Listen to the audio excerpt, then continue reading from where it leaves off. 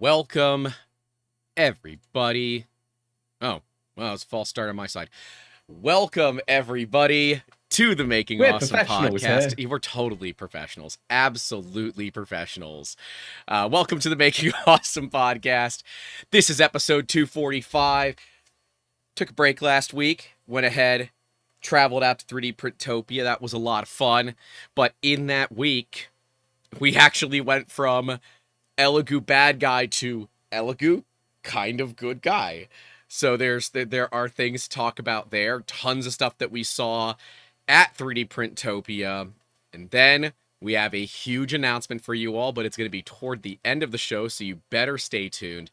And it has to do with upcoming travel. So absolutely stay tuned for that. And in theory, we're going to get together again for a live stream. We're getting the gang back together. I'm actually so looking forward to it. Yeah, it Like should be a lot of fun. 100%. This is probably going to be the one of the coolest trips I'm ever going to do. It's checking off multiple ticks off my personal bucket list that I didn't think I'd ever go close to. Yeah, me too. And if you are just joining us live, please make sure to leave a like, get subscribed, all those things. If you're listening back audio only, and of course, if you're watching live, don't forget we do have a new channel called Making Awesome. You can just find it by youtube.com/@makingawesome. And In the chat. okay, it's in the I'm there. chat where you'll be able to subscribe to get edited down episodes of the podcast as well as clips from different takes that we do during the show. And of course, don't forget to support. We have a goal, obviously. Andrew Rogers going first says for the Hope Andrew liked his shirt fund. Andrew has not gotten that shirt yet. I only got home Saturday morning. So Andrew doesn't have that. So Andrew Rogers did a Council of Andrews thing. So shirts, stickers, and all that. Editor Andrew has no idea that I have this stuff for him. I'm just going to mail it to him. And he's going to wonder why the heck Grant is sending him a box. And so I'm just going to let him, wonder. He'll open it. He'll see that it's hilarious. And it'll be great. So should be fun. I But mean, hey, talking about thanks for the shirts, $10. Mum has put forward a request for you. She needs more for obvious reasons that we can talk about later. She But needs more shirts. she needs more because I've stolen her shirt. Oh, you have a free code. We've already got over this. Good friends don't use free codes. They pay full price or get given. There's no abusing the system. Oh my god. It's the same cost to me whether you buy them or I buy them. Yeah, but because you choose it, you can determine how much it's worth. Oh my god. If I choose it, I'm just going to buy one of everything. That's fine. I don't care. That's not fine. It's your money. I bought 2 of everything, so it worked. And speaking of free things, make sure to enter to win some awesome printed solid filament. Links are in that pinned comment or pinned chat message, I guess. Yeah. So, should be fun. Yeah, I guess let's hit that billing department real quick and then we'll dive into it. So, huge thank you to Printed Solid, which we just toured their brand new facility, 95,000 square feet. It's only a couple of blocks away from their old facility. It's got a private train rail, so they can actually hook up. Working? Yeah, a bucking. Yes, they have their own private bucking. I didn't know if we were going to use the real term, but yes, they have their own private bucking, which is super freaking cool. Which means they could theoretically get raw material by the train load. But I said it could not get more TISM than this location. You could not get physically closer to the train tracks. And you now own train tracks. Like, this is TISM as a business 100%. The moment you can say you own train tracks is the moment you get very happy. Yes. Because you're either going full factory, like Factorio levels, let's put a train to optimize everything. Or you've just got a private train track and you can do whatever you want with that. And yes, Tylenol for all. That's one of our new running policies here is Tylenol for all. But yeah, that facility was super cool. Some of the shots we got in there are really awesome. I think you guys are going to really love it. And we'll get into it in a lot more detail, getting deeper into the show. But Of course, we also have to thank Construct 3D, the UK's fastest 3D printer. And now with Construct 2. Look, Grant stole some of the documentation. Look at these new fancy flyers for Construct 3D for the Construct 2. Actively heated chamber up to 70 degrees Celsius. Nozzles the 320, 120 on the bed. Look at those numbers, ladies and gentlemen. PLA up to 8 kilos a day. ABS up to 8 kilos a day. Volumetric flow rate over 100 millimeters cubed per second. Construct-3d.com, construct-3d.com, construct-3d.com. Check them out, links below. I never said all of mine were going to be professional. I just said that I like to have fun. I love that. I need that as just a clip. That is being like okay, the advert now. And yes, by the way, the numbers of the volumetric flow rate, they're actually higher than 100 cubic millimeters per second. I told Jacob to lower it to 100 because the real number just didn't seem realistic. It's apparently real, but yeah, I mean, once again, guys, there you go. This is the actual real flyer for the Construct 2. Absolutely insane. And oh yeah, I have them for Construct 1 as well. Let's go. I have both. But you know, we right now it's all about Construct 2. So Sunday, Construct 3D versus the world. Construct-3D.com. Check them out. Links below. It's going to be great. The new website is also currently in production, so there will be a dedicated landing page for the C2 soon TM. We want to do it justice. We don't want to just take some random photos and throw it on because everything we do gets validated. And even those claims have been independently validated already. And I want white papers. Just a bit of an aside, for all of you in the UK and the EU that are bummed that you can't get filament, stay tuned because I think we're bringing on another sponsor for material, and I think you're going to enjoy that. So, and it will be UK EU specific. So. Yeah, getting more sponsors. Wait, this means I can start putting myself in the voting now. Is that cheating? I'm fairly certain that's a conflict of interest. Is that the co-host? I think that's a conflict of interest. Can the co-host put his thing That's a conflict of interest. No. Can the co-host put it in? And if the co-host gets it, it doubles it for the next person. DevMiner said, are you coming to Form next? We don't know that yet. Max 320C nozzle. Make it 350 for the Keeping Companies Accountable Fund. You know, with the €5. Thank you, DevMiner. We would love to go to Form next, but we're poor. Just gonna be real straight about it. We're poor as hell, and we are looking for sponsors to make that happen. So if you know a company that would like to sponsor this show to get us out there to have this ridiculousness live at Form next, I don't know, hit us up. YouTube at 3dmusketeers.com. Should I say to DevMiner that the 320C nozzle is for the usable temperature? It does go up to 400 safely.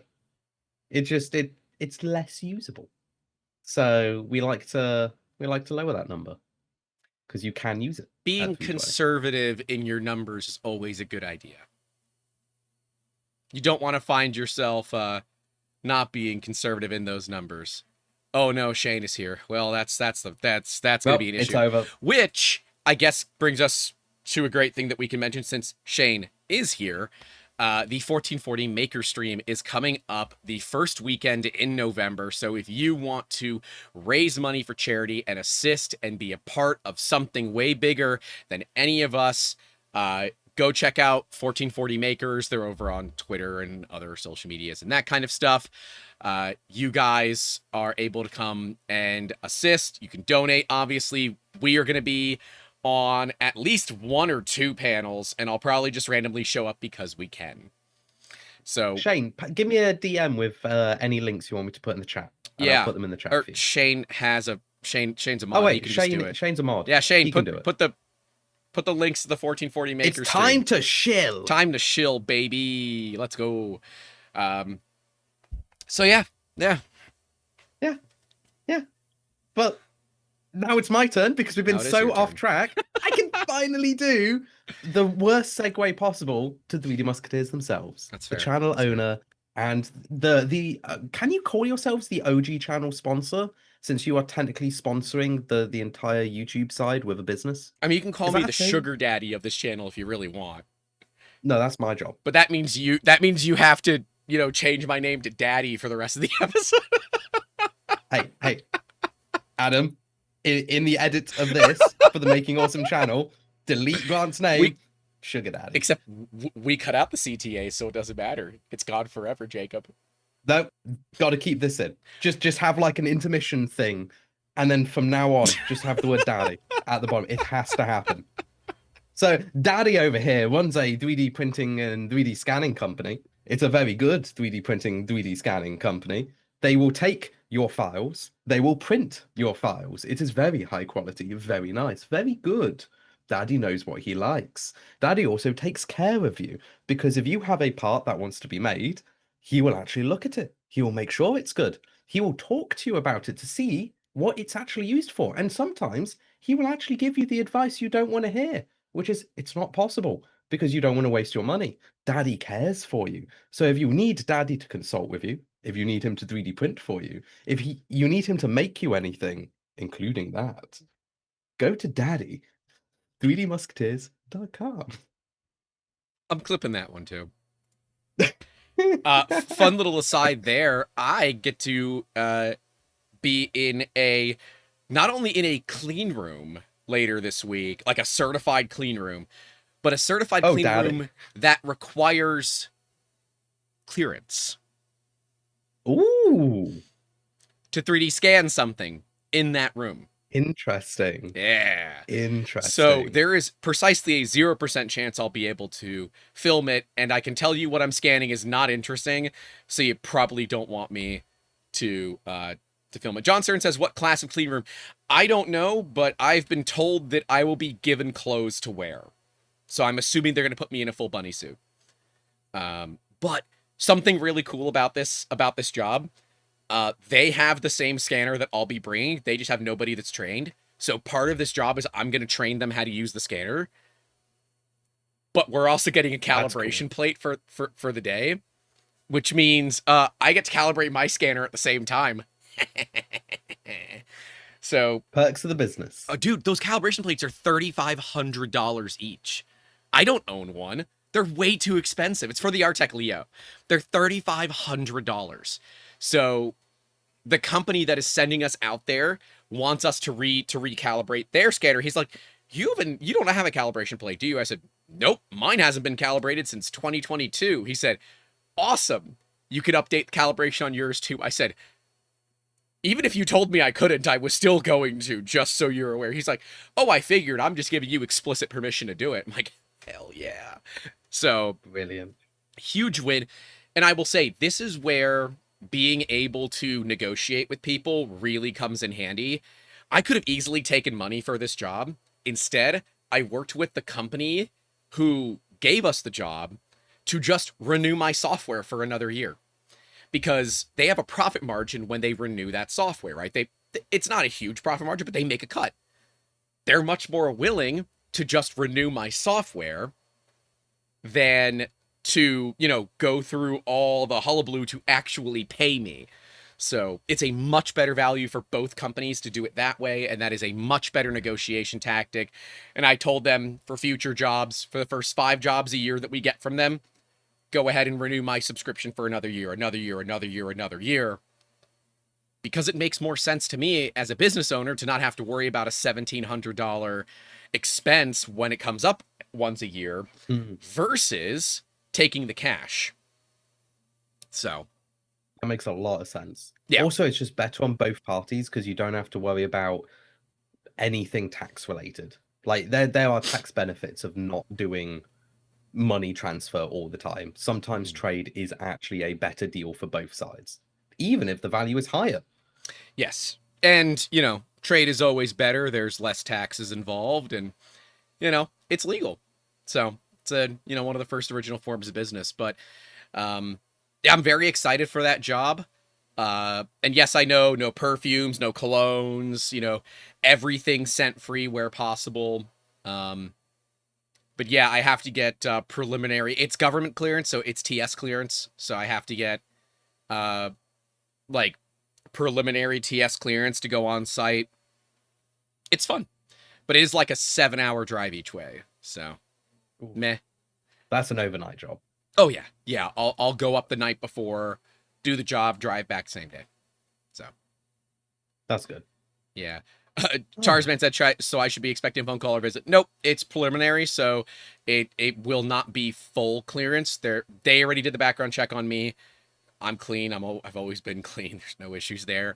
And since I won't be in there long enough to have any real exposure risk in terms of, what I'm going to see, there shouldn't be any issues, but they're going to confiscate my cell phone, all electronic devices other than the scanner.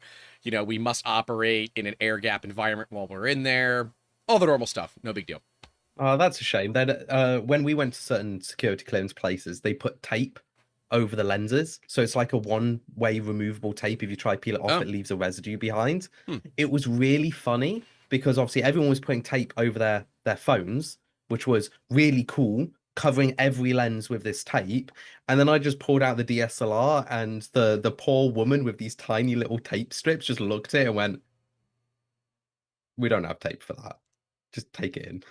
Traditionally, I just have to leave my phone and all electronics in a lockbox, and that's it. That's how we've always done it in the past, and it works better. Russell is asking if it's going to be in a skiff. I don't know for sure. It could be a skiff. So that's a secure containment information facility, I believe is what a skiff stands for. Something in those lines. It's an RF secure room, basically. I don't know. I know it is a hardcore clean room, and yeah, and like we had to get this scheduled weeks in advance because the machine that we're scanning has to be taken offline. So yeah, but yeah, SoundSpark says leave the cell phone and any other digital devices behind. Yep. So can we make a poll while we have a little interim between topics for did people get pulled in? C might stand for. I don't know. Can we just do a poll to see if people got pulled in when we went live? Because I've got 2 streams open. One of them got pulled through, the other didn't. And I've been waiting for it to tick over, and it hasn't. And it's been 17 minutes since we went live. Yeah, we're trying to figure out how to get past that, and I'm not certain if there's good ways to do it. Okay, it's a sensitive compartmented information facility, so I was wrong for at least the first 2. It's close. So, anyways, speaking of secure, confidential, and information-based, a company listened, or we had really good timing last week. So last week we talked about the Centauri Carbon and Elegoo's issues with open source, and like literally 48 hours later, the code was freed.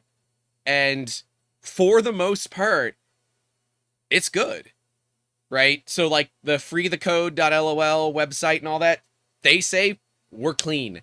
But talking with DevMiner and the Open Centauri people, there are still some things they'd want to see. They want to see the build instructions. They want to see the web UI's backend, which might have a license problem. The instructions for how to test the firmware, which is like to build an update file for the printer, and Elegoo's will to actually listen to GitHub issues and pull requests and implement them. Those are kind of the missing things right now. But dude, I will say that last week was a good win for open source.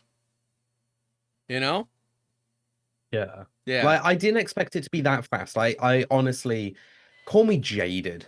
I don't expect companies to actually follow through when they say they're going to do something good for the community. I expect them to either drag their feet, or they do intend to do it. It's just so low on the priority list, it never gets done. So to see it come through and awesome. like actually have a GitHub link, lovely. 10 out of 10. Actually love it. Yeah, 10 out of 10 there. Oh, I wouldn't say 10 out of 10 because there's all that build up. I'll give you a 9 out of 10. That way there's room for improvement. Hey. Yeah, I don't know if our Print Fix Friday video and the live stream actually had something to do with this. Uh, but the timing is pretty good. There were a couple of other large creators that reached out to us to get the information. When we put out the Print Fix Friday videos, so something tells me maybe they had a hand in it, but they don't have a public hand in it. We did, so I think I'm actually gonna take credit for this one, at least a little bit. It makes me feel better, but that's pretty awesome, dude. Like, how long have we yelled at companies for, having to follow open source, and most of them just say, hey, kick rocks, nerd, we don't care. And then all of a sudden you bring light to an issue with with somebody with a voice, and then the company listens. I honestly, I'm not used to it. Yeah. I'm actually not used to it. That is a sad thing to say, Mm-hmm. but I'm not used to it either. It is one of the, ignoring Prusa, who is probably the most open about everything that they do. They used to be. And even that you can kind of like quibble. I would say that Sovol is probably the open source company at the moment. Would you? Yeah. Why? Yep. Because they're what's open. Your logic? Because I'm not actually massively familiar with what Sovol does behind their the machines scenes. are open source. Because they're cloning Vorons. Yeah, That's all they're doing. They're Vorons. Yeah, they're Vorons. So they have to be open source. And yeah. Not only that, like, giving Sovol credit where it's due, they also donate directly to the Voron project. They do all these different things to help support open source. Now, is it a veil? It could be. But so far, Sovol's been really good about all of it, with very, very little pushback from the company. And most of the time when they're in violation of open source, it's because they forgot. And as soon as they're brought the violation, I mean, they fix it snap of a finger fast. So, the poverty Voron, hashtag poverty Voron for Sovol. And I happen to like the Sovol machines. I just think that if you put another $200 or $250 worth of upgrade parts into it, I think it would just be a better overall machine. And that 250 is not like an index. Index makes any machine better. We're well aware of this. But I think that the SV08, SV08 Max could use a nicer bed. They could use a better hot end to make them more reliable. So.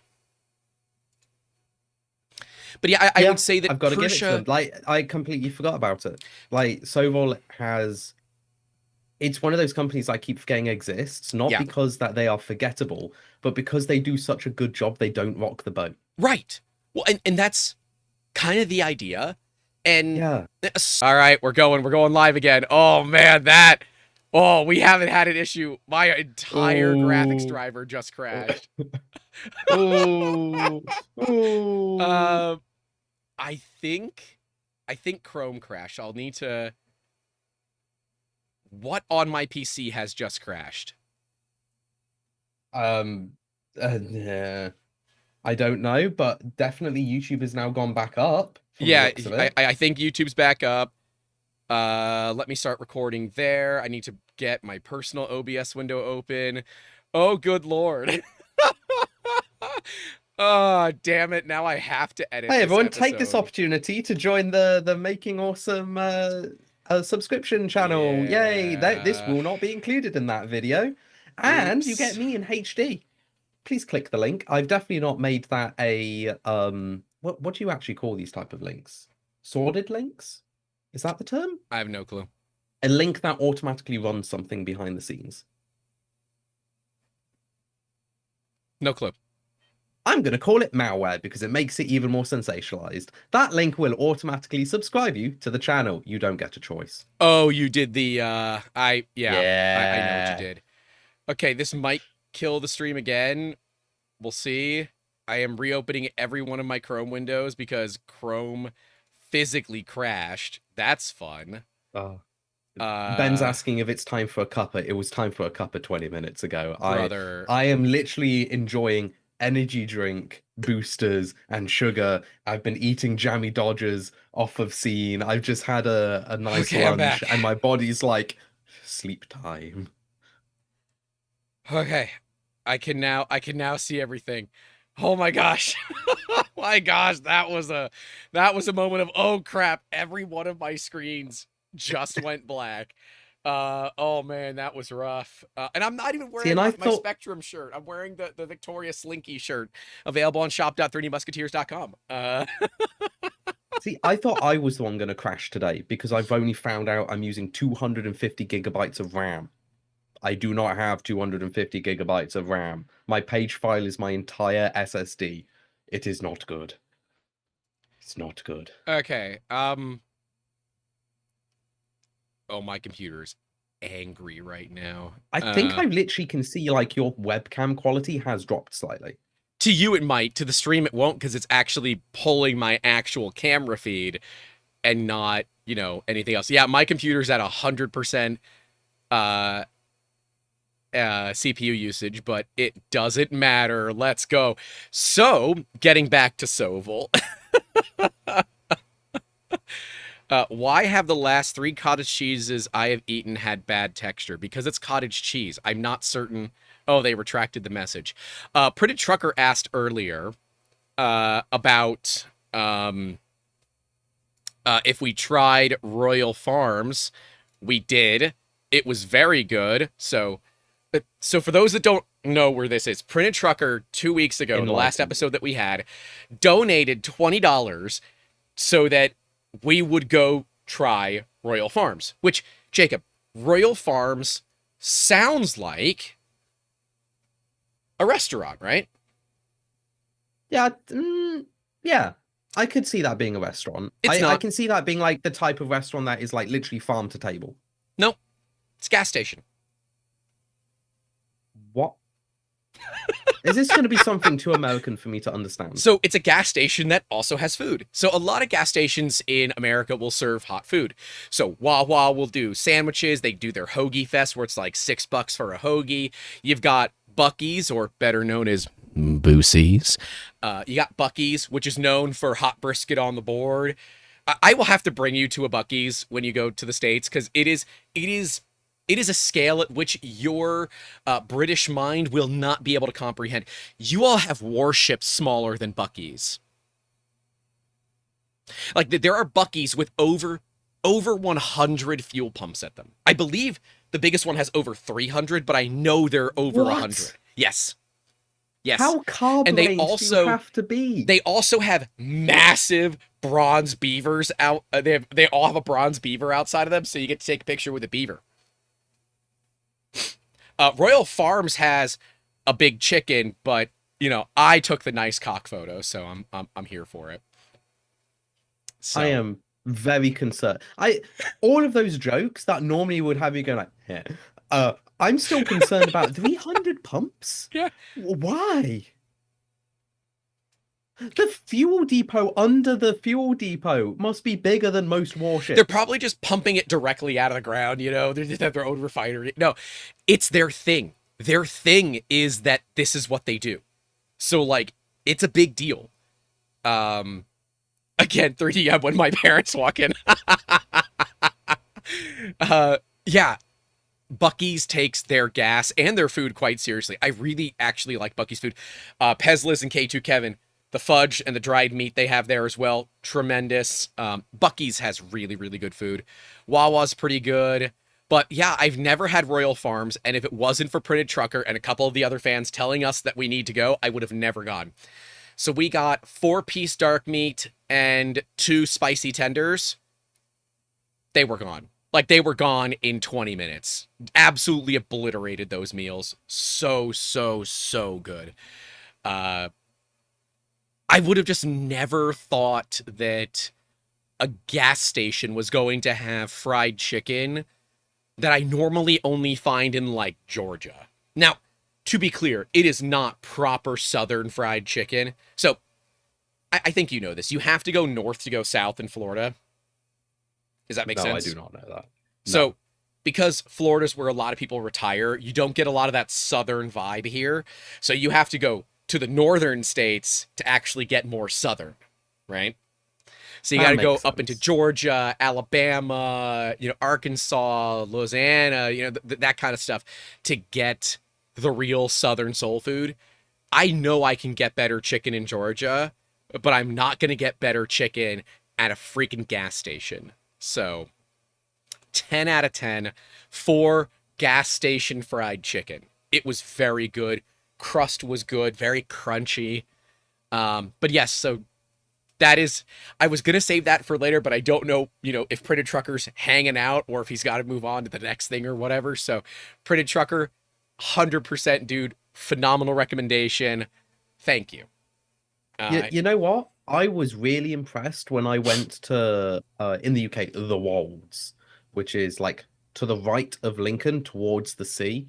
There was a service station with 4 pumps. They were brand new. They didn't even have full installation yet. And inside the fuel depot where you pay and all do all that sort of stuff, they had a salad bar. I'm like, ooh, oh, this is fancy. There is a salad bar.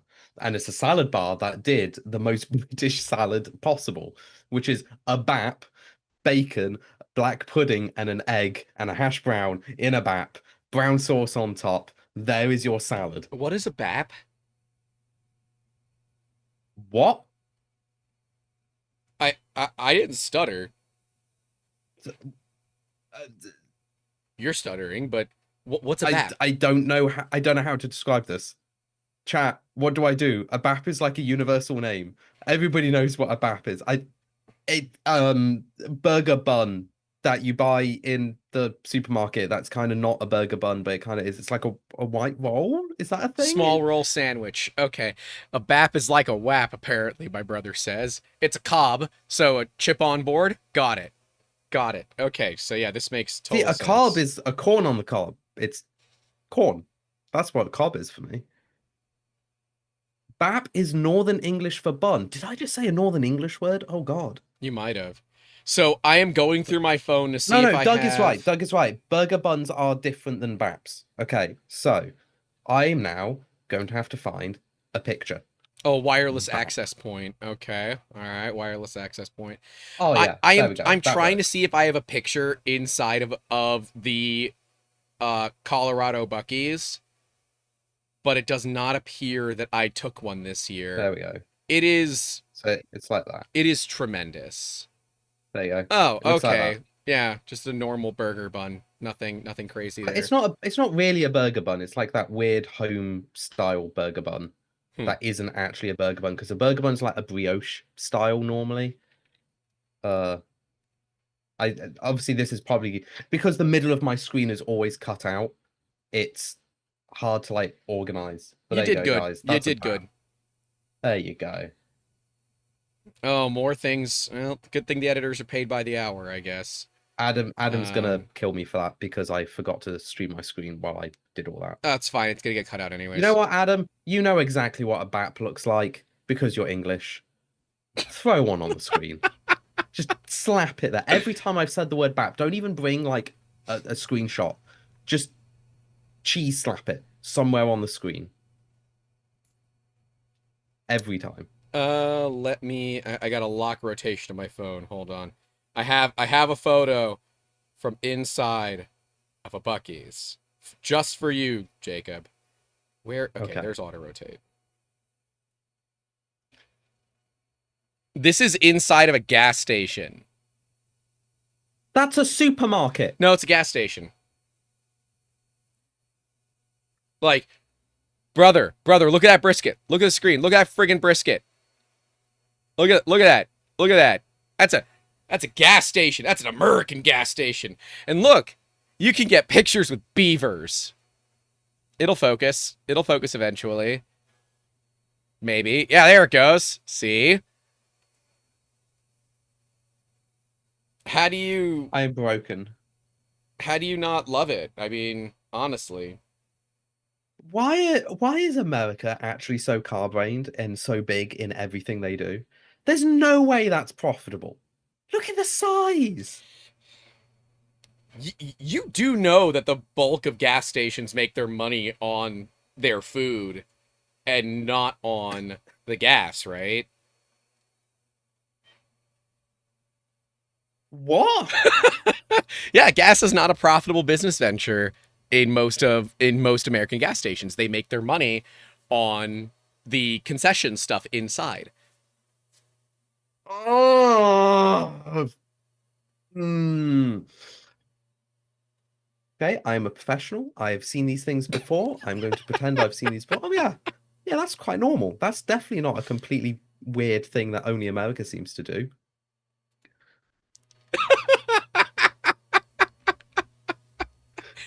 Um, But never take me to America. I actually think I just will not comprehend half the things I see. I don't think I've ever gotten gas at a Buc-ee's. I just get the food. It's pretty good. Just saying. I mean, to So, be fair, I only ever stop at service stations because there's always like a KFC attached to it so like, or some other form of so like chain okay. restaurant. So Royal Farms basically has a KFC attached to it, but they make better chicken. And a manager at Buc-ee's is apparently a $150,000+ job a year. Yeah, of course, you're getting paid $1 per square foot of land. It's huge. 3D Printopia 26, but there's no Buc-ee's out there. There's Royal Farms. Oh, but that's going to be in Philly. Oh God, I have some stories for Philly, but we'll tell those later. I want to get back on topic. Yeah, car wash manager Jacob, 125,000 a year. What? Yep. Why is it so expensive? That's their salary. Yeah, as in like, why is it so high? Because do you know how much work Actually, it no, is? don't answer that. I know, I understand how much you have to pay for healthcare and everything else, so maybe that's why. Well, I mean, if you're But working a still. full-time job, normally the business covers your health insurance, so there is that. But That's still a lot. Like, I think a manager at like an Audi in the UK, which is normally a very high paid job, is like 35 to 40 a year. yeah, well, okay, so that's And that's high probably paid. 50 to 60,000 US a year. The cost of living is much higher in most areas, and yes, apparently they have beautiful bathrooms that are like exquisitely clean. Well, If you're here for the Buc-ee's talk, don't forget to leave a like and get subscribed. We got 148 watching, 45 likes. We can fix that. yeah, I'm actually kind of broken, but while you're at it, make sure you subscribe to the New Making Awesome channel because we really want to bump those numbers up because it's actually really good content. And it is actually kind of cool. It's high quality. You don't get Vaseline, Jacob. You get good audio, non-Vaselined Jacob. So if you want Vaseline Jacob, you can pay for that separately, but you have to go via grant for that. So yeah, it's fair. That's fair. But yes, so Printed Trucker, thank you for making that possible. That was a lot of fun. And then yeah, next year, so we did fail. We did not film creatives in cars getting cheesesteaks this year. Everyone that we were going to try to film with except 2 people canceled on us, and I'm like, I can't just do an episode with 2 people. We got to have like 5 or more. So instead, we just went and got Phillies. We'll talk about that toward the end, but we will be doing creatives and cars getting cheesesteaks next year. I will have it scheduled and planned, and it's going to be ridiculous. Because I had a damn good cheesesteak this year. It was very good. We even had an old lady yell at us, which means it was a good cheesesteak. She was an employee there, quite possibly the owner, yelled at us, which that's how you know the food's going to be good. And Amber got to pet a dog. So going back to the actual topic, how do we feel about kind of pressuring companies? Like, I recognize we shouldn't have to do that. Like, realistically, just asking should do it, but are we okay as content creators applying pressure like that for something like open source? So I know I am, but clearly we're the only ones since nobody else really talked about it either. And that's, I'm not happy about the fact that companies basically wait until, they get called out to make a change. Because Elegoo clearly knew about this well before we made our videos. yeah. Why does it take, us taking time, effort, and energy out of our day, likely torpedoing whatever relationship we had with Elegoo, to make a video calling them out on their open source issues, for them to actually do something. You know? Yeah. It's annoying. It shouldn't have to happen that way. But I don't like it. I think that we need to hold the entire industry to higher standards. But with And consumers not caring about open source the way they used to, do we just say this is the cost of doing business in this industry? Do we say that it is what it is? Like, what is the, like, I hate that we always have to push toward outrage, right? Because it's it's not the only type of sensationalizing that seems to work because it makes them Yeah. fearful for their bottom line. And that Yeah. sucks. It shouldn't be that they have to be scared for their bottom line, but it also shouldn't be in the sake that we have to make them scared for them to do anything. Right. Right. Like, it's very hard to say. I do not actually know what us as a community can do. Like, we have no weapons. We have no threats. We have no way to Open force source a doesn't have the thing. teeth that it really needs to be successful.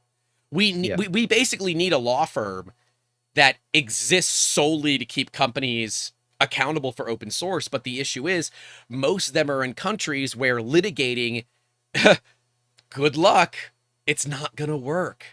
And it's such a problem. So I don't know. Like, if you guys have an idea, please let us know. Because we would like to work on some sort of, whether it's a coalition, a group, we can maybe potentially look at getting attorneys involved that are willing to do this for little to no cost. Like, we want to find a way to help keep companies accountable that isn't just Grant has to make a video torpedoing a relationship, right? I don't like doing it because it means that we're one less company to potentially sponsor us to do cool things, right? Oh, and Print Truck with the 1999 saying next year's cheesesteak or chicken men find. I'm confused about that, but hey, I'll trust whatever chicken men is that that's our kind of thing. And Pierce Can Prince you just 3D. check your packet loss rate because the YouTube stream has died again? No, it's up. I think it died for you. Stats for nerds. I am. It's clean on my end, and I'm not getting the warning on my end. % dropped frames from YouTube. Not for me. I'm seeing no issues at all. I've dropped 200 frames out of 250 frames. I think that's a you problem then. Anyways, Pierce Prince 3D, welcome to the members only Discord. Please email us, youtube at 3dmusketeers.com, and I will get you an invite to the server. Yeah, see, people say it's working. It's a you thing, Jacob. Sorry. You know what I actually think it might be? Have you ever noticed whenever you have a loading GIF or something, like just an image that repeats, it somehow lags the entire system? I think something might be behind the scenes doing that, lagging the whole system. So we're professionals, guys. We don't have any computer problems. Luke's Lab says it's effed. The law firm would basically just be making money for itself. Yeah, there's really no, because there's no way to look at what the damages of non-open source is. Like, if you're supposed to be open source and you're not, what are the appreciable damages that you could pull from this, right? I don't know. So, again, yes, you can technically litigate open source, but how do you recoup the cost associated with the financial outlay required to litigate such a thing? So normally you would literally, you would do it under 3 different aspects. And I am going more on the American side because the British side wouldn't allow it at all. You would go damages / losses, and most lawyers will look at it, go, well, there is no losses. It's a free thing. You can't lose anything on free. You can do a possible market impact where you can do damages and losses for other companies on behalf of a free project. So say company A steals free technology that should have been licensed, they earn $1 billion. Company B, who didn't do stealing, lost a lot of profit because of that stolen free tech. they can technically say they lost profit and that is damages. Well, Is it an easy fight? No. it's not And an most easy lawyers fight. will not look at it. And it's why I'd like to see open source actually come with penalties for not abiding by it, because then, whether it's a new system of open source that says, yeah, if you're supposed to be doing it and you're not, you're going to be, in violation, and it's $500 a day. Okay. $1,000 a day, whatever it is. And like, so Alan Kilgore is saying, initially Elegoo flat out lied about Clipper being part of their firmware. When I got my CC, I emailed them for the source code and they replied that it was in-house firmware and no Clipper involved. Yep. Then they got caught. And unfortunately, it requires us to do things like this. And it's not fun. It's not fun because had it not been for us, I know Uncle Jesse Clayton asked them. Stefan of CNC Kitchen was one of the creators that asked me privately. He didn't say, I couldn't say who it was, so I'm just going to say it. So I'm certain they had a much bigger impact than we did. But like, come on, guys. You're benefiting from the community. You need to give back to the community that allows you to be as free and open as you are, right? Because otherwise you're just being an asshole. We don't like that. And, Slice of My Mind Frankie as a point here, saying, Grant, I understand you are a business and want to keep potential sponsor relationships stable, but you have to sometimes kill that potential revenue stream when a company isn't doing right by the consumer. And yeah, that's totally fair. But if that was the case, why are we the only ones talking about it? If that's the case, why are we the only ones talking about the Centauri Carbon cable issues? Why are we the only ones talking about the Bamboo A1 and P1S issues? Why? Because these companies pay enough money for people to shut up about it. Straight up. And if I want to make this an actual profitable business venture, something that can afford a salary for myself and a salary for the team, and, maybe some money for the podcast, we have to ride a really fine line between being dicks to companies and shutting our mouths. And it's like, I want to call people out. I do. I think it's important. I think it is important for us to make sure that companies are held accountable. But at some point, you run out of people that want to work with you. There's that. Oh, what was it? My business development manager.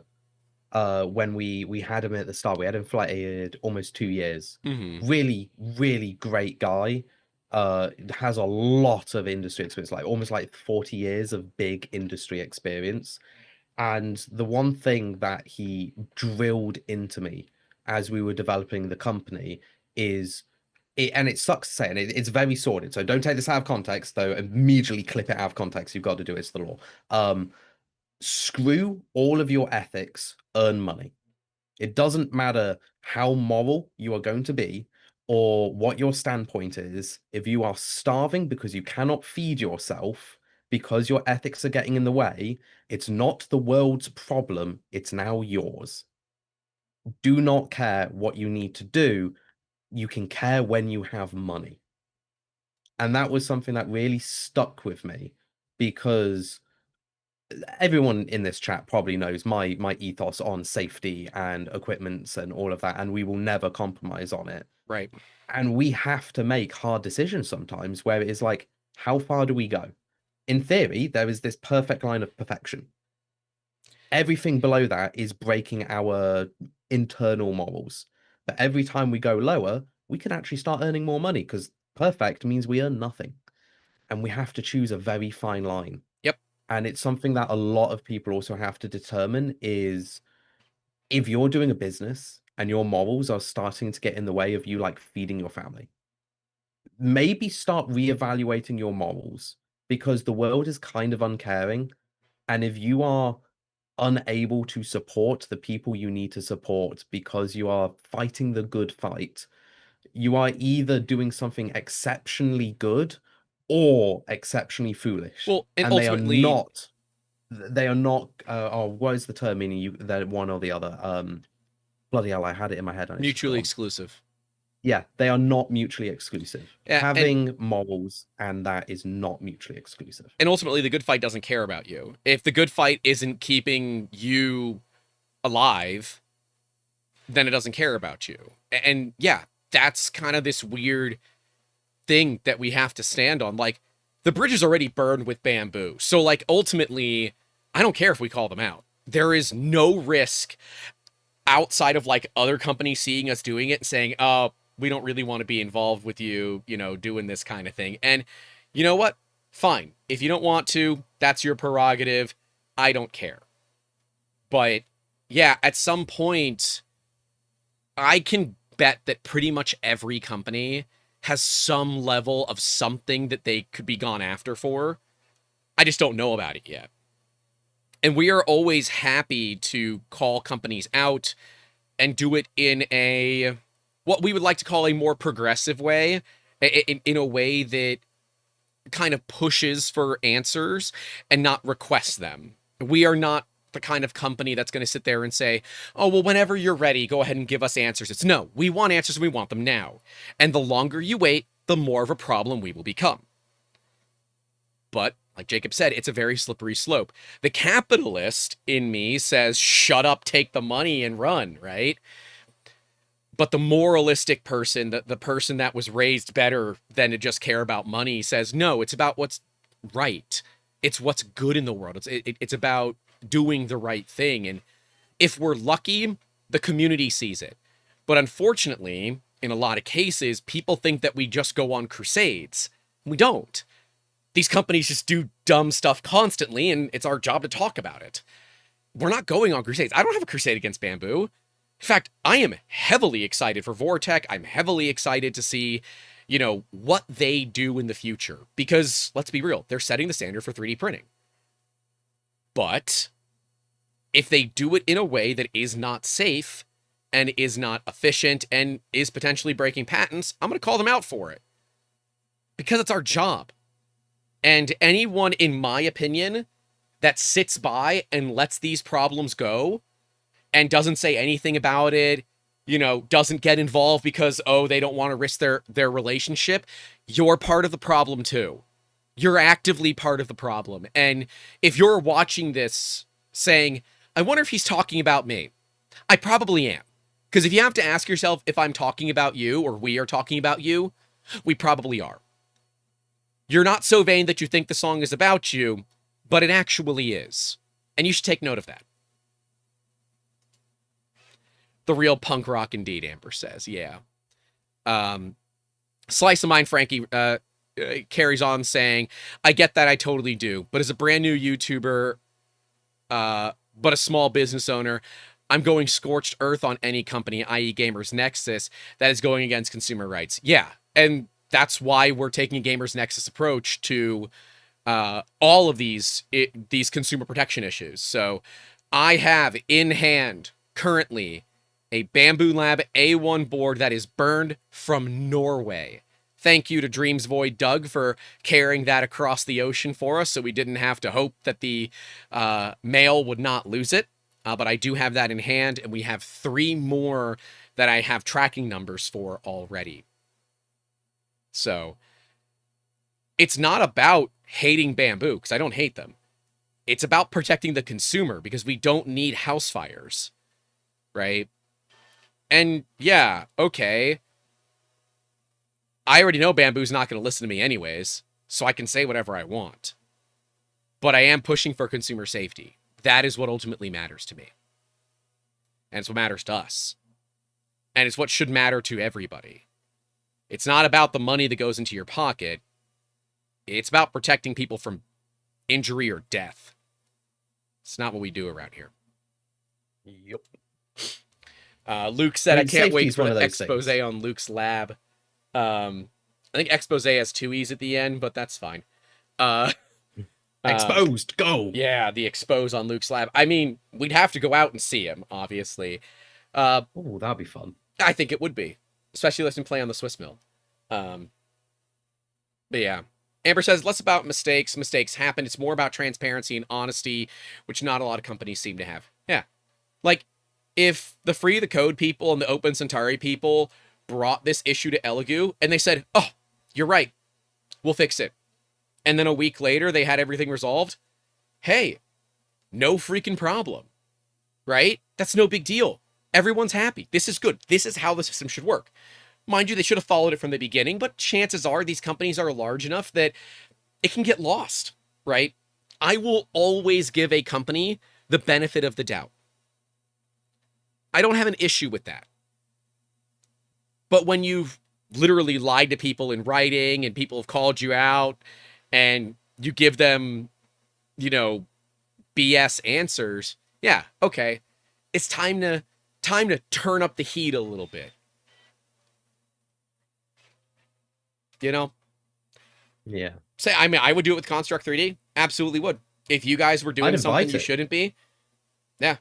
And companies that don't invite it are the ones that I think we should be looking out for more. I mean, that's one of the reasons we like to publicize almost everything. The only thing we don't openly publicize is our data safety technical reports, mostly because everyone we talked to said, do not share this information. There's no reason. It is black book level stuff. Yeah. But it's because they can like reverse engineer like encryption codes, and they can reverse engineer like wiring paths.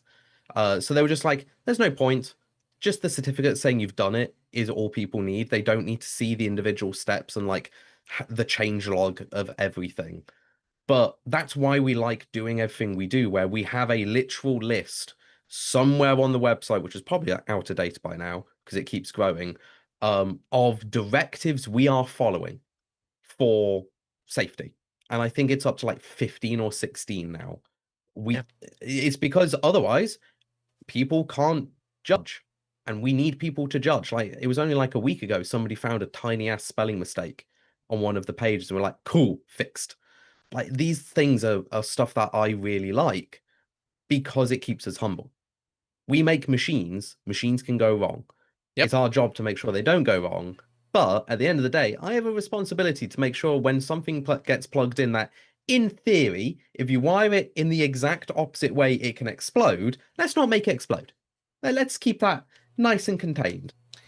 And I get that a lot of these companies... I'm still going to do the advert for the C2. I'm still going to probably set fire to the C2 and watch it self-extinguish and then start printing. I mean, that'd be fun. Because I think that's such a sick advert. It is a pretty sick printer on fire, and then the printer just goes, nope, and continues. And like, I get it that companies are trying to hit price points. C2 is not a printer that you're going to be looking at if you have a specific and a low budget, right? It is a business class machine for business class environments. We're kind of going down the TikTok route, not TikTok the app, TikTok the Intel method. You are, where we jump up, do a more expensive machine, jump down, do a cheaper machine, jump up, do a more expensive machine, jump down, do a cheaper machine. Because then the more expensive machines can develop new technology. They can do it all really great. And then we can distill all the best bits into the cheaper machines to push everything forward. And that's the deal, man. This is actually where the trickle-down effect actually works. Saul Rectum, hardly knew him. $10 saying, good afternoon, boys and girls. Thank you. Amber messaged me saying, don't say that name. Nope, we said Saul's name plenty of times on the channel, so it's just a joke at this point. So, Amber said, Grant, don't say the donation name, LMFAO. I'm like, nope, I got it. Been plenty of times. And head HEDGYB, I don't know how to say their name, said, why isn't the U.S. government consumer standards getting involved? I don't know. And it might be time to look at, making formal complaints and getting them involved. I would rather have an expert company that we're already working with to give us the analysis and then present all of that data to the Consumer Protection Standards organization and all that.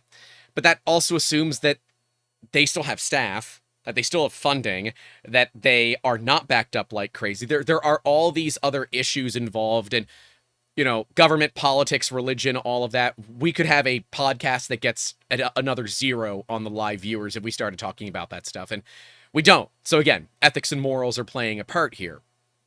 And let's not forget also, 3D printing is still a very new industry, even for the US. They don't understand it.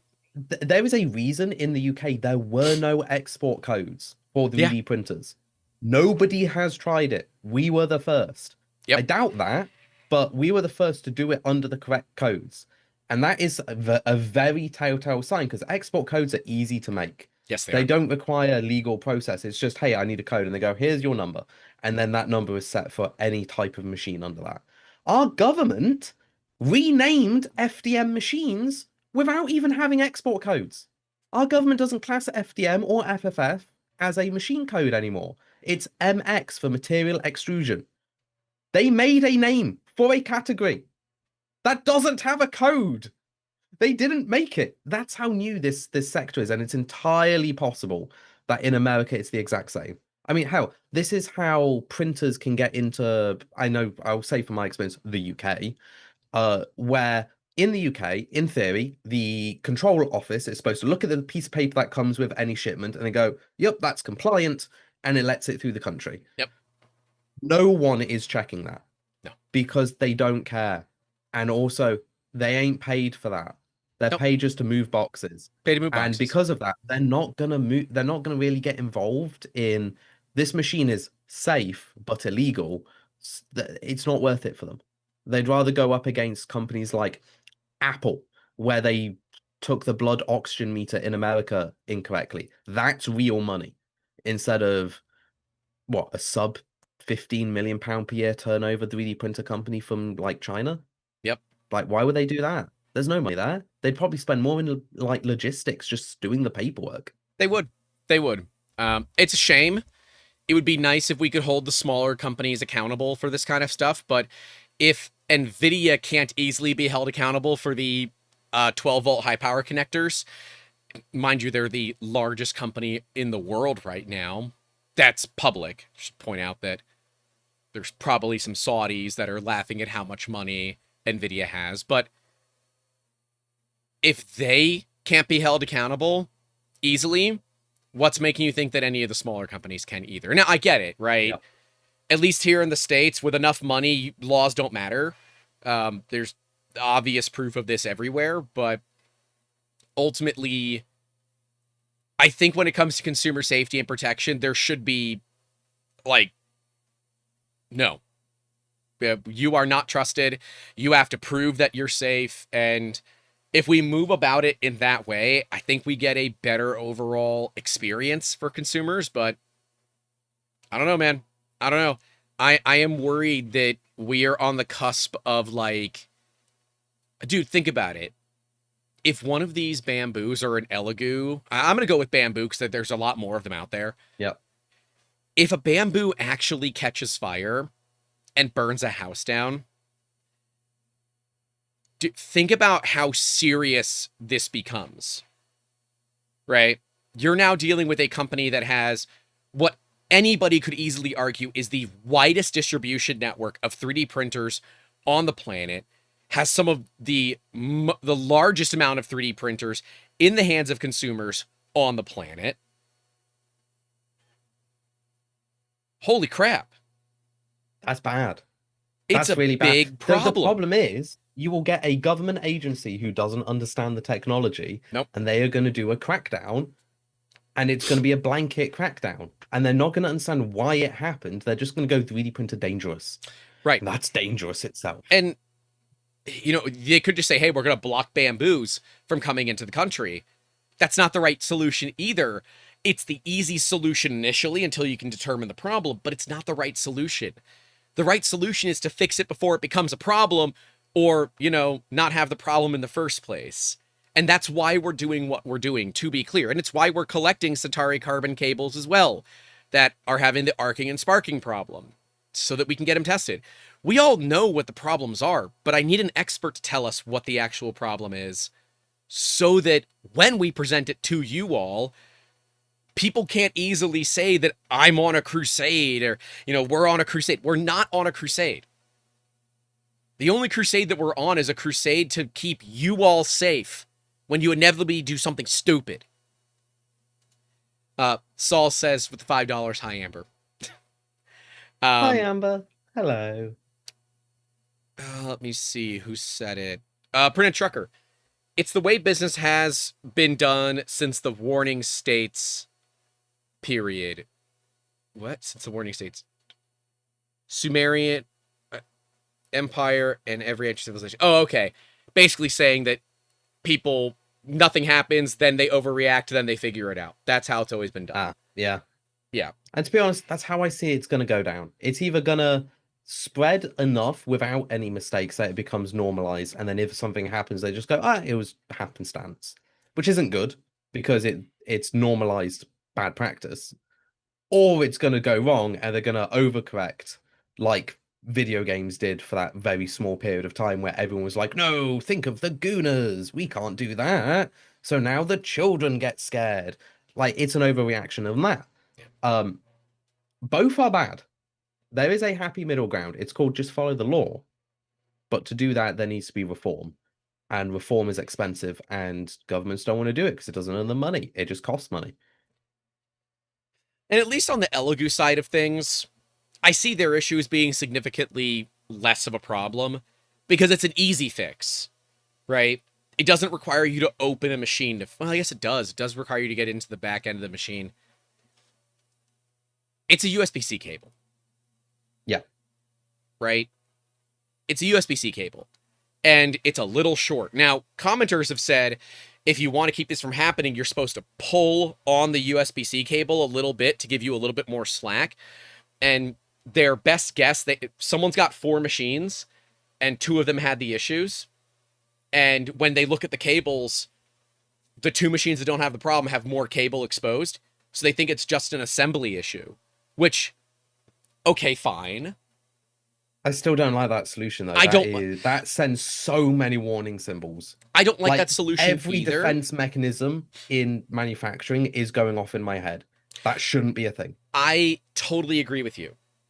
But outside of completely replacing the USB-C cable with one of your own, just fine. Go get a nice USB-C cable. Go get an anchor cable or something like that that's guaranteed forever. Go get a nice cable and replace it yourself. That's kind of your only option initially. Or you have to work with Elegoo when it has a problem, which I don't think is appropriate either. So, and look, we have like 6 or 7 confirmed cases on this. It's not a ton yet, but we're seeing more than our fair share of problems on this. And it's a very easy fix. It's a new cable. As far as the fix goes, it's so simple.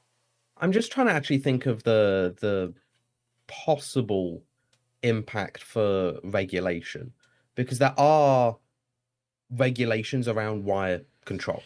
So the wires, and sometimes USB-C isn't allowed in certain areas. Now, there is a probable cause to say 3D printers are exempt from some of these laws, meaning it is okay. But with that being said, I wouldn't be using personally a non-drag chain rated USB-C cable because they're not designed for machinery. It's neat. It's a good solution. It's a very high quality cable.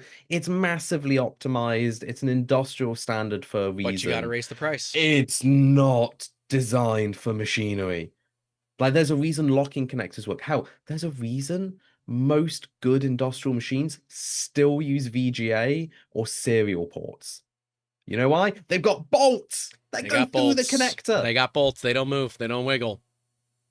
They are great. When you can pick up your entire machine by the cable, you know it's a good rated cable. Especially when there's like extra shielding and then slack.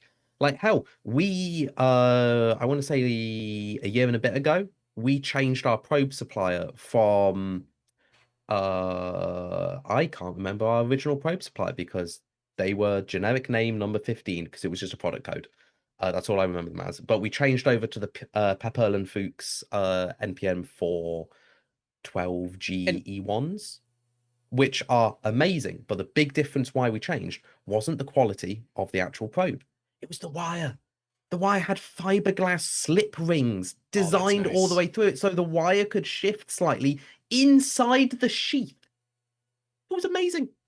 Amazing. It made it an absolute pain to splice because you had to now cut fiberglass, but that'd be terrible. It was worth it. But to be clear, it was worth it. There are USB-C cables with screws, and in fact, the Centauri Carbon uses it DevMiner saying do not replace it with your own USB-C cable, so don't listen to what I just said earlier.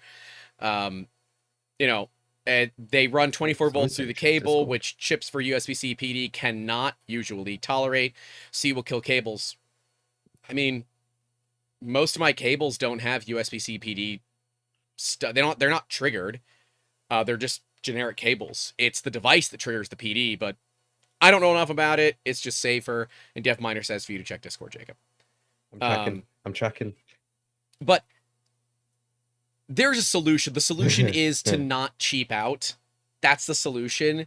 But Elegoo is kind of the king at riding that line and having a product that is so affordable. It's like, well, I can tolerate a little bit of risk. And I don't like that. I don't. Yeah. And as someone that wants Centauri Carbons, I want to add Centauri Carbons to our print farm. The cable issue is like a significant, it's a significant issue for me to trust them in a print farm environment. Thankfully, the cables themselves should be FR rated, or at least, you know, they're not going to continue to burn. But it's not what you want to have, man. It's not what you want to have. You know what's actually kind of bad? So this might shock you. There's no laws about needing those cables to be flame retardant rated. There is none. We do it because we know the risk. But most of those cables will be PVC generic material. They will not be either silicon, which is naturally flame retardant, or they will be they won't be V0. They won't be V anything. And there's no laws against it. They just, there's no requirement to. Like, if a wire fails, that's it. Like, too bad. Yep. Law said, get good. So, yeah, like, at that point, you're trusting the company to have done the right thing. For example, actually, this is going back to the that slider of ethics versus morality, and I was talking about how our safety is the highest. One of those sliders was the wires. Only very few of our wires are flame retardant rated. What we ended up doing instead was it was actually easier to flame retardant rate the entire machine. So even if the wires catch fire, it's not going to spread, it's not going to propagate, there's no risk to the actual building. Right. But the cost of like FR wires, that's spending.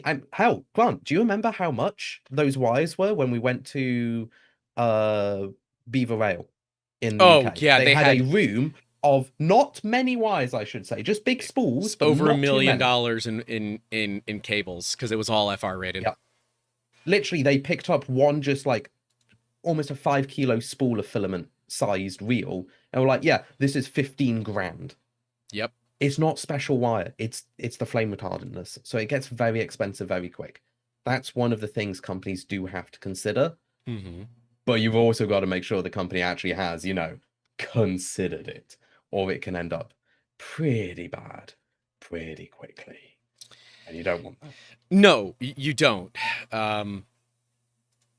We just want things to be better, damn it. We just want things to be better. And it is...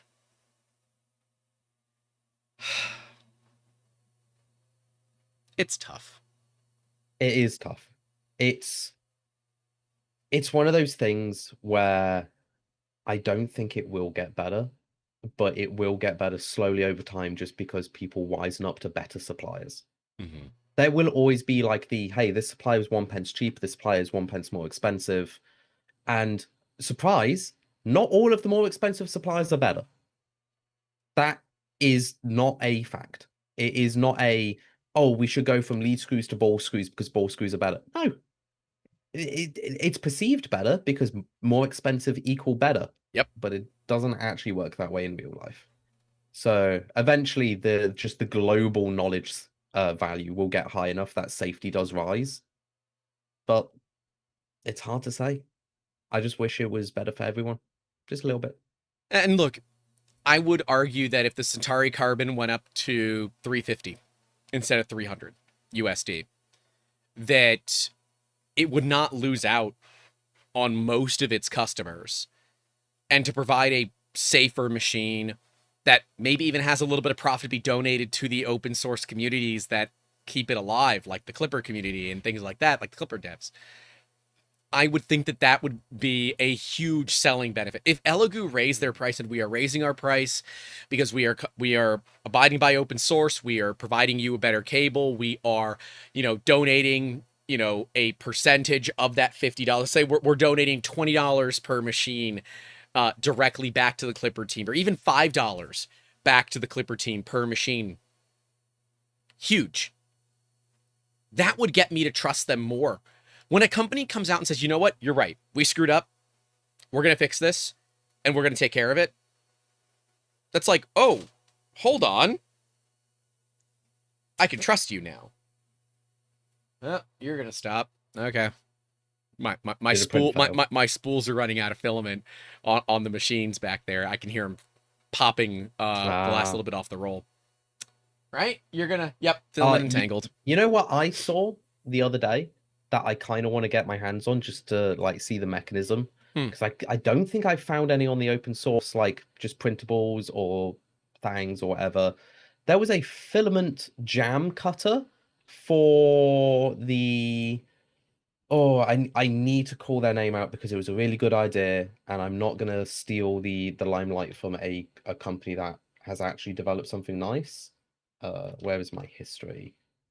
But basically, there's that filament reloader where there's two bays where you put it's like in the Infinity One or something like that.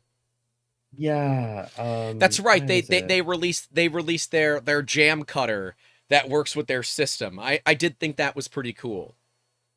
Yeah, I think I saw that neat, too. where it's just like a spring that once it latches, it just automatically cuts the filament free. Mm-hmm. And that was lovely. And I think most printers should have that nowadays.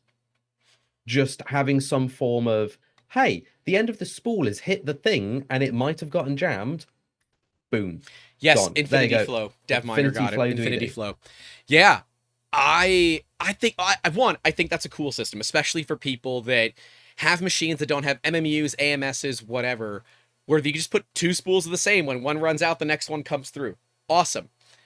But literally, as I'm experiencing on one of the plus fours, and I will experience on these two that are behind me before this episode is over, when the filament runs out, there's that little thing in the tail that keeps it from unwinding on the spool. That gets stuck in the Bowden tube. The machine thinks it's clogged, Grant, and it pauses itself. No, Grant, you've not seen it. They've done one better.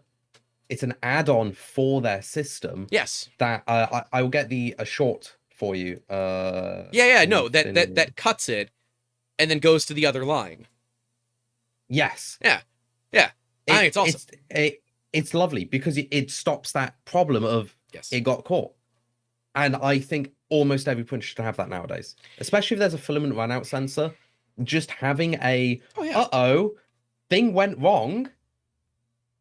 It's such a cheap upgrade. Like, this is the definition of cool. Though I do not know if it's open source.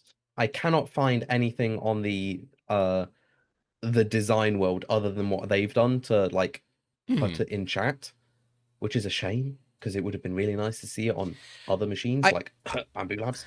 I would like to see. I've got to reach out to them because I would like to get one, test it out, and try it. Time Traveler DMC says, oof, but it's $500 for a full kit with the enclosure. Yeah, it's not going to be cheap. It's designed for businesses that want to run more often, and maybe they don't have a construct to with the lights out production unit that just does all this stuff for you. You have to add it on to a different machine. $500 for that to add on to a printer to now have 2 kilos accessible and will deal with all the little BS that you might run into. Worth it. Worth it every single day of the week as far as I'm concerned. Yep. Right? Time is my biggest issue. If I had an Infinity Flow on the Cheaties right now, I would have one machine that's still printing, and the 2 that are behind me that are printing right now will run out of filament before this podcast is over, and that would just switch to the next roll, and I wouldn't have this issue. But I don't have that. And yes, I could use the Cheaty box and all that. I don't like the Cheaty box. I'm not going to use it. It's got a lot of problems. And so I think it would be great. And I think they've got a good market for themselves because no one else really plays with it. So I think that'd be kind of cool. I think it'd be cool to see. Yeah, I think it would be. Deadminer says, No, seems shall we relatively move easy to on? design yourself, sure. But Yeah, if somebody else there's already... a difference between design yourself and take, and I don't like the idea that somebody has the box done turtle this. Time Traveler was talking about was expensive. Yeah, box turtle's expensive. Oh. It is open source and it comes as a kit. So there you go. You could make it for cheaper. The box turtle is not massively expensive. No, you absolutely could make it cheaper. But the deal is you don't have to. You're paying for the convenience of not having to make it yourself. Right? So. Yep. I don't know. Plus, it's a nice kit. It's nice to have that, just everything done for you. Time is money, and when you are sourcing every individual part, it just becomes a pain. I agree. Yep. But no, shall we move on to Printopia? Yeah. Because I have been chomping at the bit, watching you post random single frames from the show going, this is cool, or hey, look at this random picture. And I'm just there like, I have no idea what I'm looking at. I want to know more. And then you're like, bye, I'm gone. I'm going back to a thing. I'm like, I was busy. I know you were busy, but now is the time. And we have, 162 watchers and only, 60 likes? I see 73 likes. Yeah. Bump those likes up for me. Yeah.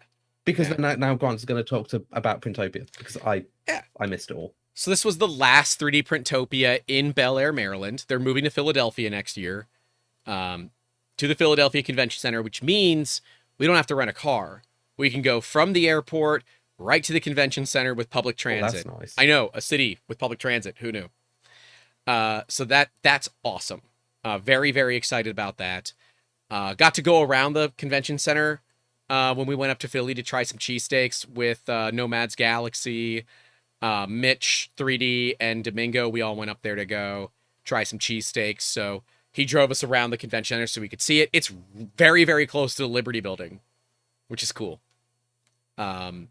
There'll be a lot of like places to walk around and see things there. So I think that Philly's going to be a better location than them, and they're over doubling their capacity next year. So a lot more space, which means, and I see Olaf in the chat, that means we'll have Index at 3D Printopia next year, right, Olaf? Right? I'm just going to say that he's saying yes, even though he hasn't replied yet. I think the answer is going to be yes either way, even if Bontech don't show up. I mean, fair. It's going to be released Someone by will then, have it, and everyone's going to have it because it's Somebody such a cool little system. So and Olaf says, I think the big thing for me from that show was Make Good. We've seen them before, but I've never actually had a chance to talk to them. So it's Make Good out of New Orleans. They're kind of known for their wheelchair. A fully 3D printed wheelchair. That's cool. Down to the tires, the rims, the seat, with variable TPU for the seat so you can get the right amount of squish that you need to make it comfortable. Even the straps are printed in TPU. It's not necessary, obviously, but yeah, if you look up Make Good NOLA, NOLA, you'll find them. I didn't put it in the description because I wanted to leave some of my Printopia stuff, a little bit, I don't know, secretive, I guess. That was the big thing for me, though. I want to see more people utilizing 3D printers in their downtime, especially like if you've got a print farm like we do and you've got downtime, why not make parts for, Make Good, Enable, products like that to help your local community. So we're going to be working with Make Good to set up a kind of a hub here in the Florida region so that when we have extra space and capacity in our print farm, that we can be making pieces for people that need parts for Make Good. And these are all accessibility things. So they've got braille cards with pins that you can push up and down to, produce braille as needed. They had some writing implements to assist those who don't have full dexterity in their hands, or maybe they're missing parts of their hands, or they're relearning how to use their hands. Let's say they had a stroke and they're relearning how to use their hands and how to write. Having 3D printed implements to assist in this is hugely beneficial. And like, dude, the amount of inspiration that I left after talking to them, tremendous. Like, I am once again jived about taking our print farm, upping my energy bill by heavy extents, but printing out as many parts as we can to assist another, nonprofit to do this kind of thing. This is what we need in the industry. So many of us will print things for ourselves and it's fun and whatever, but the outward community thinks that a lot of us just print dragons or firearms or stupid things like that, that to them don't have a lot of value. Printing a wheelchair for a kid or a teen or even an adult, because a real wheelchair, if you can't find one at like a thrift store, is so expensive. It's so expensive here in the States. I know. It's so expensive that it is often cost prohibitive for someone to have access to that, especially when they're kids and they're growing. So to me, make good is embodying what we say is making awesome. But the name is close enough that it was make good. I did say keep making awesome, but I probably should have said keep making good at the end of their little bit. I think that would have been fun. I loved it though. They were at the Cookie CAD booth, so they had, wheelchairs made all out of Cookie CAD, which is like really sweet because Cookie CAD has some beautiful colors. But we are good. We will absolutely be making stuff with them. Chicken and dumplings for dinner, Amber was asking, which that's a yes out of me. That is a yes. So that was awesome. I think the other thing that I was just uniquely attracted to at the show was this old 3D printer, aka Rain Motorsports, that had the most amount of 3D printers at a booth from any of the companies. And they were all old. So he had Thingomatics, Cupcakes, Rep Ones, had a printer bot, had a Simple Metal as well, had like Lulzbot Taz 3, 4, 5, and 6, I believe, had a big box there, all these older machines. This isn't the video that somebody posted in the Discord, right? Yeah, he was posting photos and videos in the Discord. He's in our Discord. I was watching it, I'm like, holy shit, yeah. is neat. Yeah. Hey, join the Discord for the $10 tier and higher. $10 tier and higher, you get to come hang out. There you go. And of course, that brings up Mad Cat asking, when are we going to do the MakerBot? It's also why you guys haven't seen me doing a lot of stand-up streams out in the garage. It's so damn hot, even with an air conditioner, that we're not streaming at the moment. It's just too darn hot. Slice of my mind, Frankie's asking, do they have presence in the Northeast? I don't know. Reach out to them. Let them know that you heard about them through us. And that'd be awesome. But yeah, just hearing those old machines, primo for me. The noise those old machines made is just so nostalgic to me that I loved it. There's also Hatch X. Hatch X was the only booth that uses 3D printers that didn't have a 3D printer at it. And they also had the most professional booth that I've ever seen. Like, the most professional booth I've ever seen.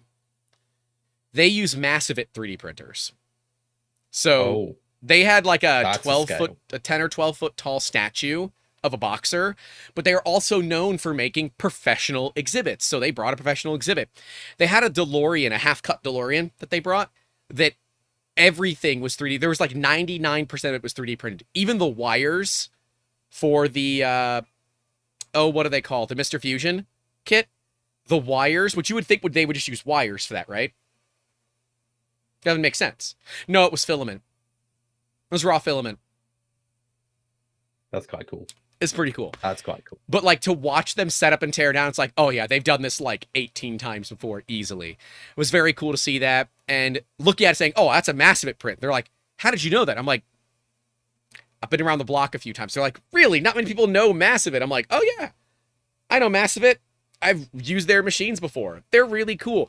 They're FDM resin. It's the best way to look at it. So they use resin Yeah.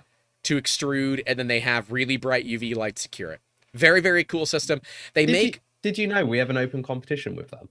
Yes. Yes, you've told me. You've shown me. Yeah, I've shown you actually. Yeah, so for anyone who doesn't know, when we showed off our very first prototypes of the printer at TCT, mass of it were across the hall from us, and they came over, saw the speeds we could do, and the at the time relatively large form factor, and they gave us a huge like meter and a half F16 model that they made at the show, and said, we need competition, make a machine that can challenge us to make this part. So we have their part on our table in the factory at Yep. all times to Yep. remind us where we're slowly going to eventually get is we will build a competitor to Massivit. We are much closer than they are aware. This isn't my warning to them. We are closer than you think. Shot across the bow as it was. Very cool. Massivit, they are known for making stuff fast. They are not high resolution. I wouldn't even classify it as high quality. I would say it's more than capable. But Massivit is used for when you know you're going to be sanding. And you need a base sculpture, and then you want to skin it with Bondo, sand it, and paint it. Massivit is perfect for this because it is very, very, very fast. And because it doesn't use filament, you just stick tubes into vats of resin, and it pumps it out. But of course, remember, resin is toxic. I guess we can talk a little bit about, since Olaf is mentioning it, we did have some sad news come out in the last 2 weeks. Index is delayed. Oh, yeah. Oh, yeah. It is the sad news that came out that Index is delayed, shipping Q1 of 26, which I will remind people can be as late as March.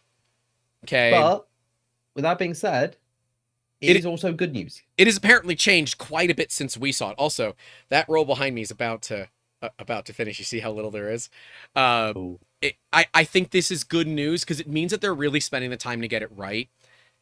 It is a bummer to me that Bamboo's likely going to have Vortec on the market first, and I would have really liked to see Bondtech on the market first with Index, simply because it's frustrating, because they clearly copied Index on that.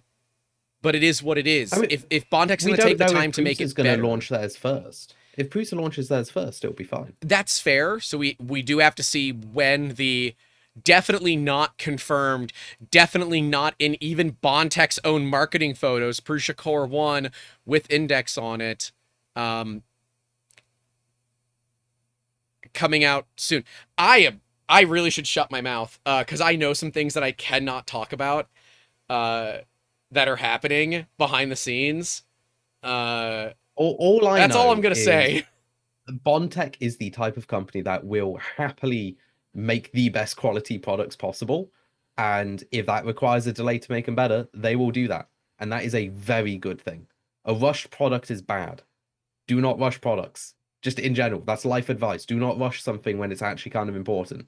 And Olaf in the chat just saying Bamboo Lab printer plus the AMS and Vortec is hardly a competitor. Shots fired. I don't disagree because you still have to purge out when you cut the filament. So you still have to purge out whatever's in the hot zone of the machine. So there is still some purging required. They'll just do it in the prime tower, and that's just going to be what it's going to be. But it will require a bigger prime tower. I am bummed, of course. I guess they are going to theoretically be taking pre-orders according to Olaf. And he said it's technically not delayed. But yeah, November release for pre-order. Yes, shipping Q1 of 26. So I will say that things have changed quite a bit since we saw it. And I'm very excited to see how much smaller things have gotten.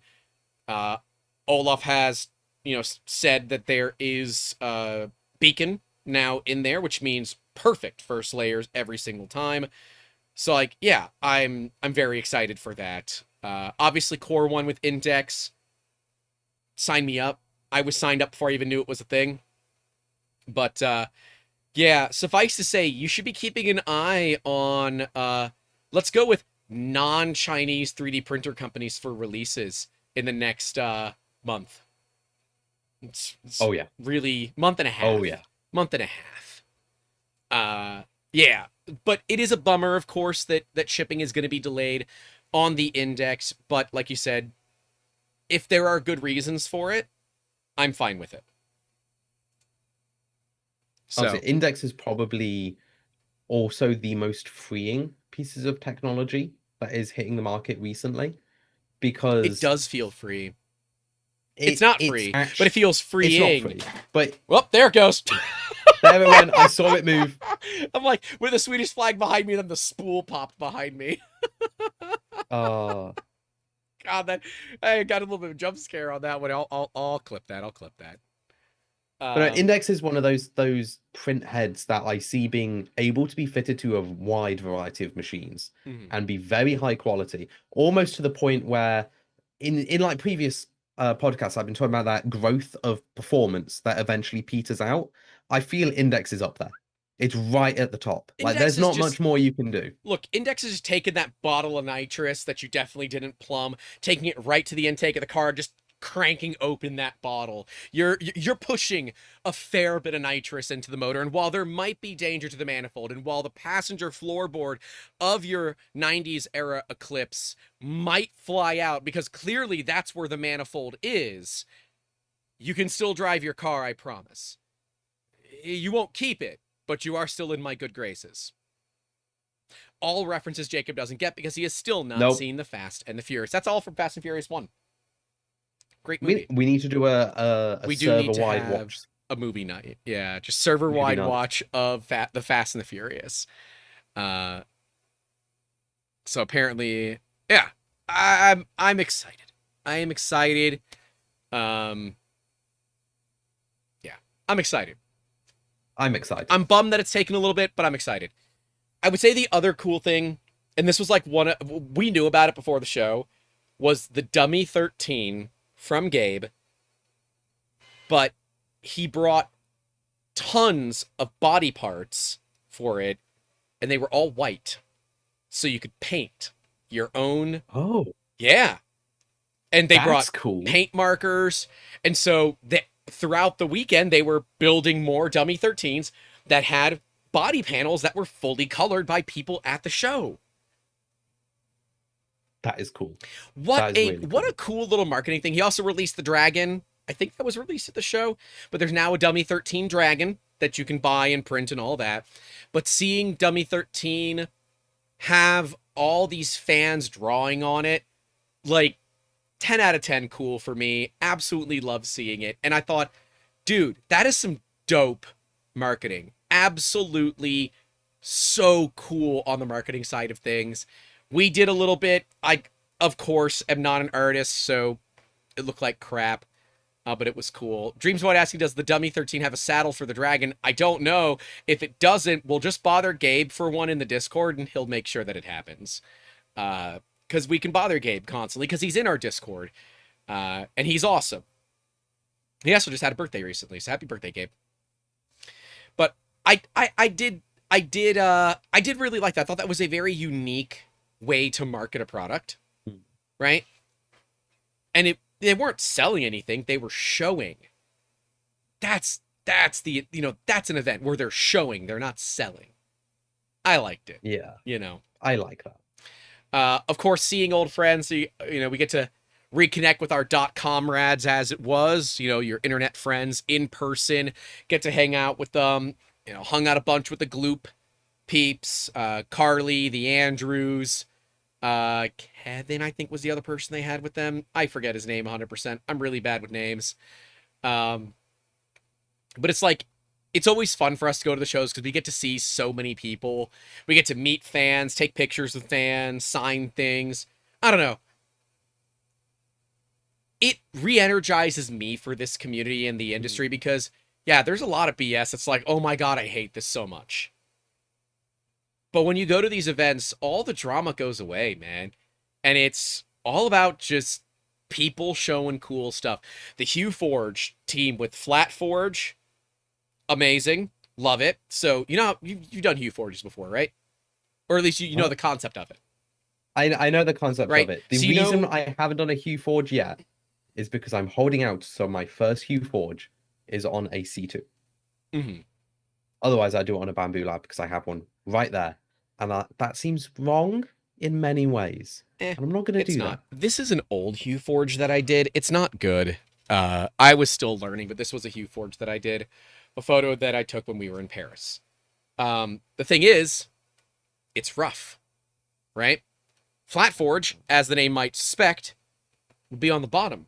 It'd be flat. Oh, so it does it all on the bottom layer. Yeah, so it's all smooth, or whatever texture your build plate is. And so, like, they had a chessboard or a checkers board. Could have been either. That was all done with Flat Forge. So it was granite colored, and it felt smooth. That's cool. Yeah. That's really neat. It was really, really neat.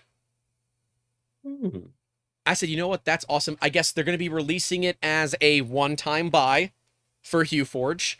So it's an add-on to regular Hue Forge, but it's a one-time purchase. I think it's like $15 or something like that. Super affordable for what you're getting. And personally, I think flat forges are way better than regular Hue Forges because then you can encapsulate the back and make it flat as well. So you can make panels. But here's where it gets even cooler, Jacob. You can do a Hue Forge on the bottom and on the top.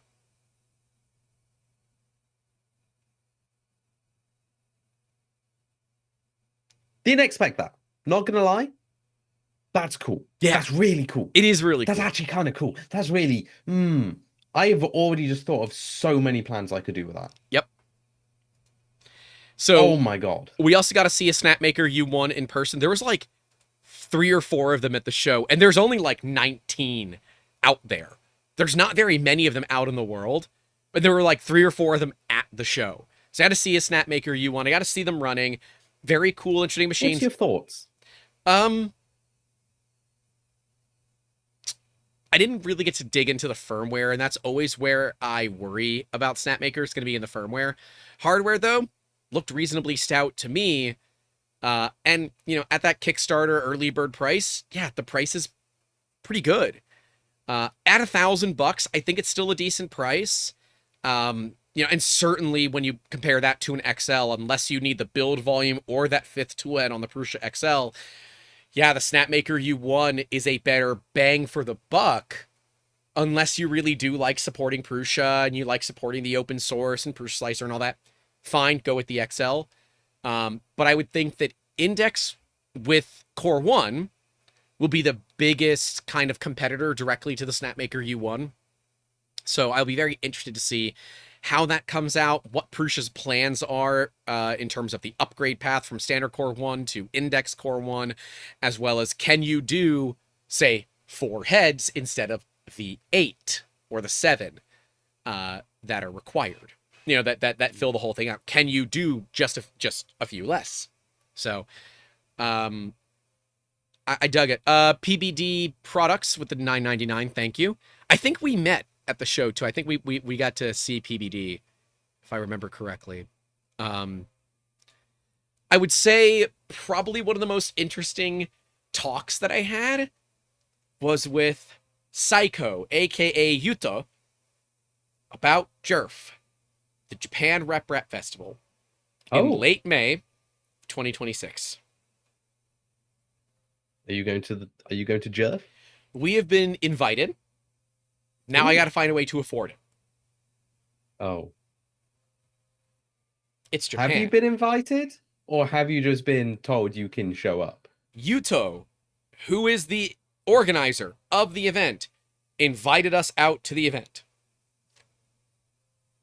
Okay, let me clarify, because we get a lot of invites that aren't invites.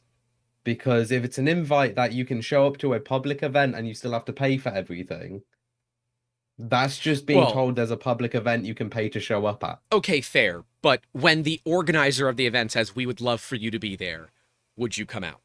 I say, I will do everything in my power to make it. Yeah, you need to go. It's Japan. Come on, Japan's gorgeous. You want to go. And Yuto flew over from Japan to see 3D Printopia, to see what the Rep Fests are like here in the States. Came with Ibos, who is based in Shanghai, which just remember the name, remember the city, Shanghai. That will be important later on in the show. But I got to meet the CEO of IBOS as well, and it reminded me of a very specific thing that I learned back in business school of different cultures and how they deal with trading business cards. So the Chinese and Japanese are very tradition based.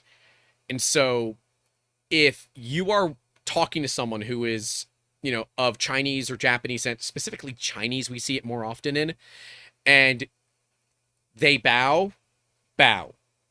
When they hand you a business card, they will hand it to you with both hands. You take it with both hands and you hold it in your hand the entire time that you are talking. When you hand them your card, same deal. 2 hands and a bow. It is a respect thing. And yeah, it was very, very cool to enjoy that bit of respect with someone who I've never met before. And it was the CEO of the company, which is super cool. Very, very nice people that I've never met before and have wanted to meet. And it was awesome. We do have the Tetras from IBOS here. It is currently installed on our Bamboo AMS, and it is pretty freaking awesome. So it's a 4-bay individual heater controlled drying system for the AMS. Yeah, That's pretty cool. It's pretty awesome. That's pretty cool. David Counter Server said, so no Rocky Mountain Rep Rap next year. That's in April. So in theory, we could go to both. Rocky Mountain Rep Rap is much more affordable for us than going to Japan, to be clear. But if we can, we're going to go to both. So, but yeah, I am very excited hearing Yuto talk about what his plans are for Jerf. Like, oh, hell yes. Absolutely hell yes.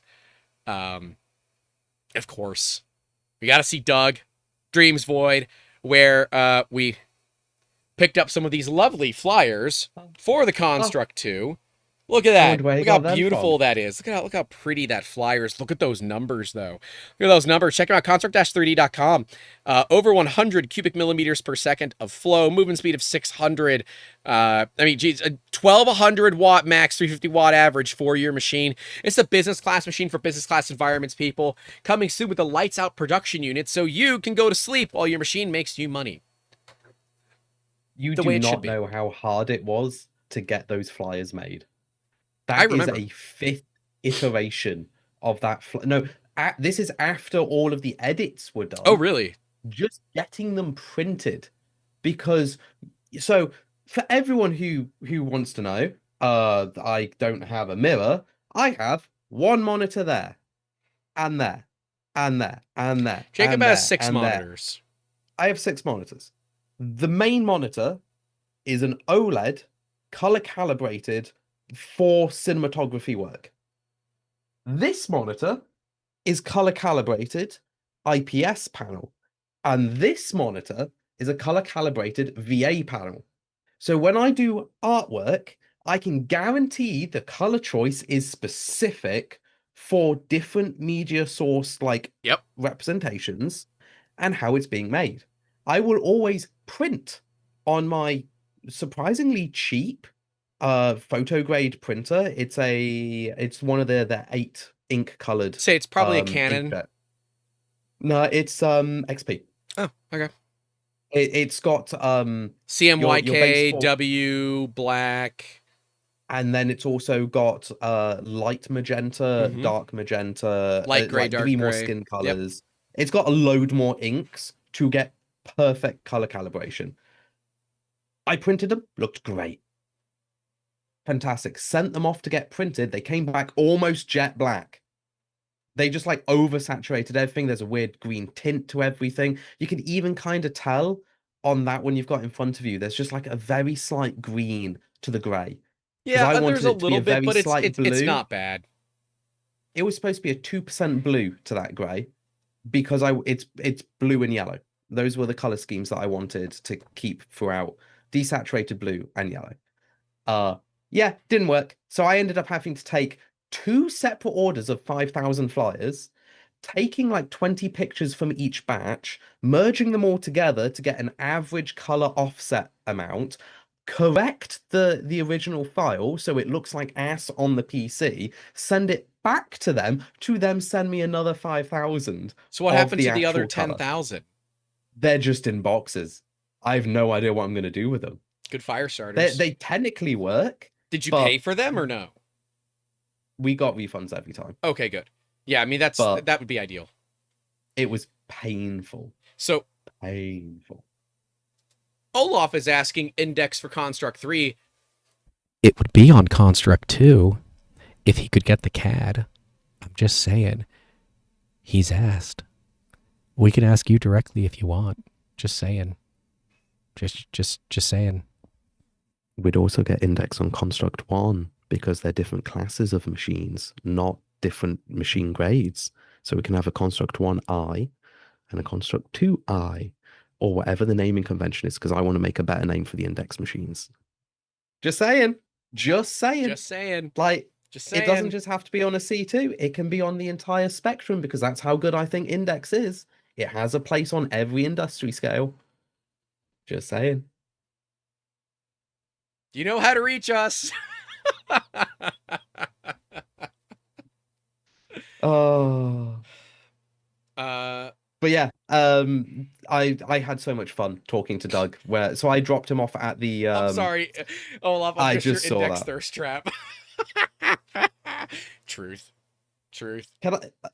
So I've heard, like the tramp stamp, like tattoo tramp stamps aren't on like your ass anymore.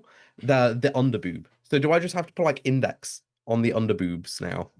No, please don't. I mean, we If could I get did that, temporary do I get like tattoos a made. That would Domino's be. style, like infinite free indexes for life? It would be like Domino's funny did. if we got temporary tattoos made and did that. That would be pretty funny if we did that. Oh, Oh just well. we go full like Post Malone, like full on every inch of skin tatted, but all with index adjacent artwork.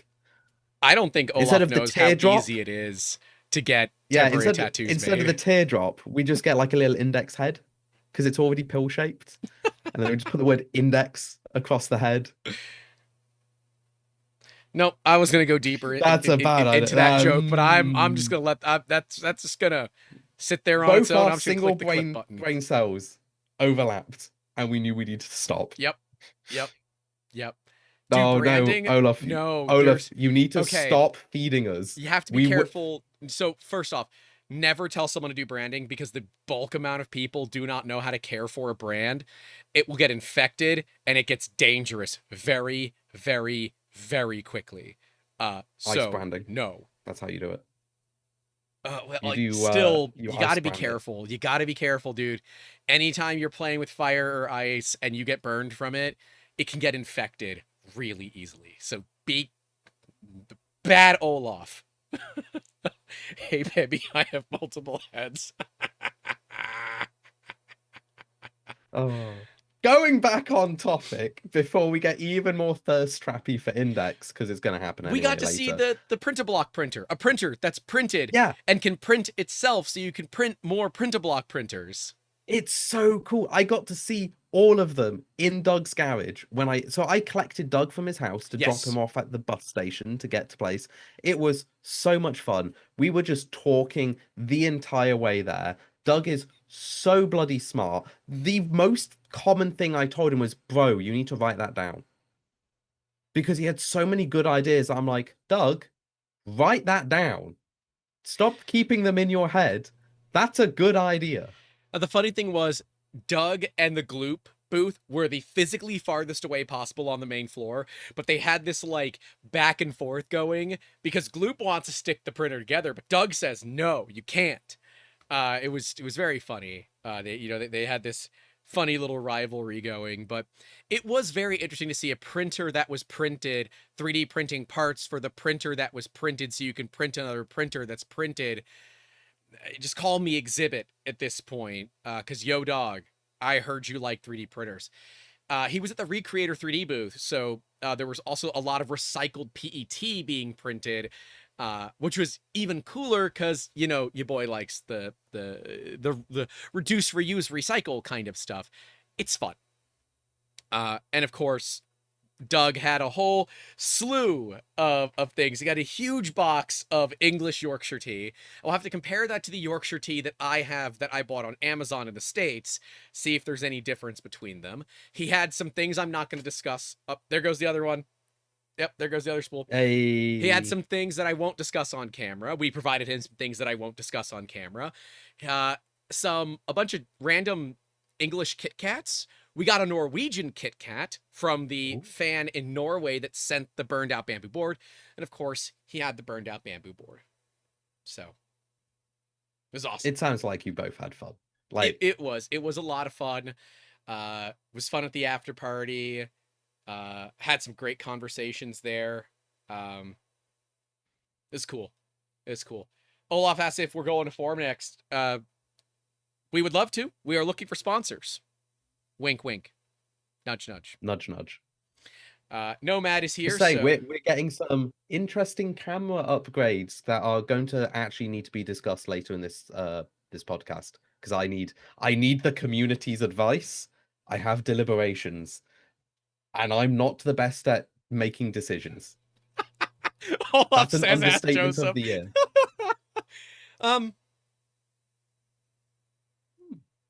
We'll talk Did that off work? camera, Olaf. That's I'll message you. We would like to go to Forum next, because after Forum next, I would like a bit of a vacation. I'm not gonna lie, it's been a really tough year, and I want to go take a bit of a vacation in Prague. And you know, maybe if the right companies, you know, hook us up, maybe we go to Sweden, and there was potential for going to Luxembourg as well. Luxembourg. What's in Luxembourg? Artec. Artec. You know who else is in Shanghai? Artec. There's a lot in Shanghai. Artec got an office in Shanghai. Artec is in both. Oh, interesting. And they've invited us. Now, Jacob, why exactly, pray tell, would a company invite us out to Shanghai randomly? Why would that happen? I don't know, Grant. Like, maybe we're just really nice company. I mean, we could be a nice company. We could be a lot of fun. Industry experience, and we've got skills that are specifically quite nice for YouTube, but for one. But also skill set with a very specific printer brand. Continuous fiber. So, I'll just go out with it. I think it's deep enough in the episode. We're 2 hours deep. You know what? 100 likes.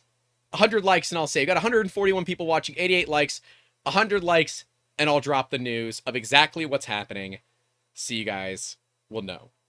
And we will drop it publicly. Shall we talk about camera stuff until then? Because this is building up to it. Yeah. I need camera stuff.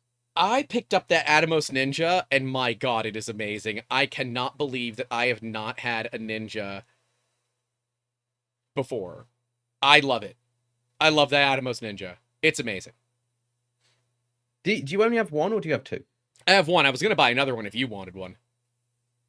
See, okay, so one of the challenges I have is the Atomos Ninja for the the Lumix S5 gains one major benefit. We can record in ProRes. ProRes 422. Yep. Which is great. However, I can already record in .mov 422 at 150 megabit per second C4K, which is cinema 4K, so it's an extra wide 4K video footage. That is also pretty good. I'm not entirely certain what the main benefit of using the monitor is versus just using the internal recording style, because the C5 is pretty good as it is. My alternative for having a monitor was my phone. I can connect it with the Lumix app, use the Wi-Fi on the camera and on my phone, and I can turn my phone into a studio monitor. Yep. And I was going to mount that to the top with just a little phone mount. So now I'm half deciding, do I get a Ninja, or do I get my phone? My phone is free. The Ninja is not free. Gonna run us the Ninja about needs power. probably around 400. I would think. don't have that It does money. need power. However, we have found we have a power solution that works quite well with the Sony NPF batteries. You can recharge the NPF battery while it's being used on the Atomos. It's a good setup for us because we don't have dual SD cards. We can't dual record on the Sony. Wait, really? Yep. The Oh. A6500 only has a single SD card slot. So if the camera dies or whatever, something happens, that's it. It's over. We've lost that footage. We cannot get it back. So See, I can dual record. yeah, we can't. Now we can with the Atomos. It is very funny because I get like 9 or 10 hours at 100 megabits per second. HEVC, or not HEVC, XAVS. It's the Sony 4K. Okay. I can only do 4K 30. But I get like Okay. 9 hours out of 256 gigs on the SD card. The Ninja, I mean, to be fair, 2.5 hours on a terabyte. Ooh. And that's Ooh. at 30 FPS.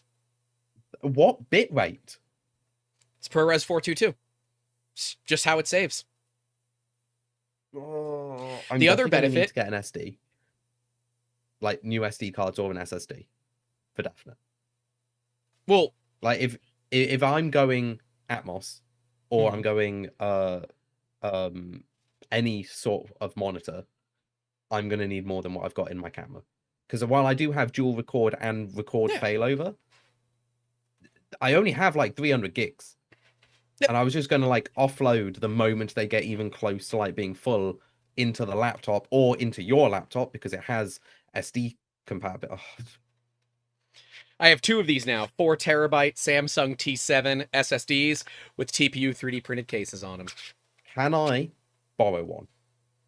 We will be using it, and because I have a Samsung phone, we can use Samsung DeX as a method to offload the data without needing to carry a laptop with us.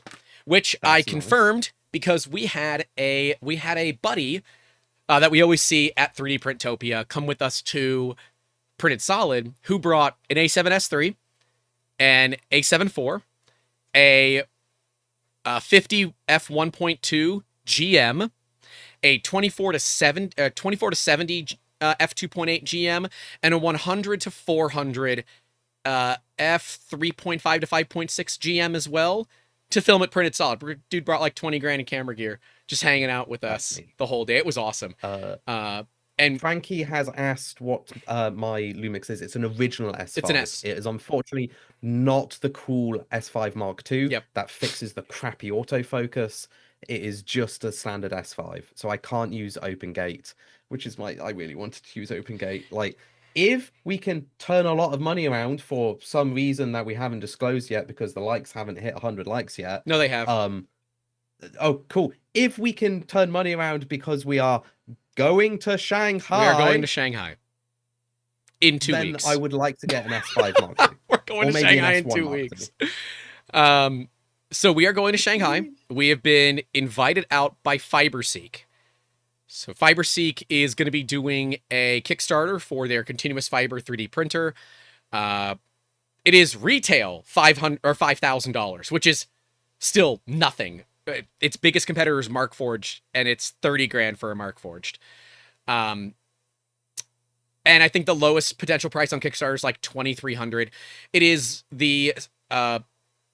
it's a spin-off of a Nisoprint. So if you know a Nisoprint, FiberSeek is a spin-off of a Nisoprint. We're going to be touring their facility. We're going to be doing live streams and a bunch of other stuff at their facility. This is the first time we are publicly announcing this. We will be in Shanghai, in theory, in 2 freaking weeks. I'm actually so excited for it. Shanghai is one of the prettiest cities in the world. I have always wanted to go. We are going, and I'm going with camera equipment, and I cannot promise half my footage will just be of random things and not even 3D printer related, because Well, oh my god, I'm looking forward to See, it. when we were out in Delaware at Printed Solid, the area, the Newark area in Delaware is also a college town, which means there are camera stores. So we go to the camera stores, and they have a bunch of lenses, right? Most of them don't sell Sony, so I couldn't get Sony specific, but they had some fun T-mount lenses. And T-mount, as the name might suggest, are for telescopes, for the most part. right? It's a mount shared by telescopes. I bought a 500 millimeter f6.3 mirror lens. That was that big picture that I sent you of the chode of a lens. It is a 500 millimeter f6.3 manual. Well, there's no aperture. It's an f6.3 fixed, and it's manual focus.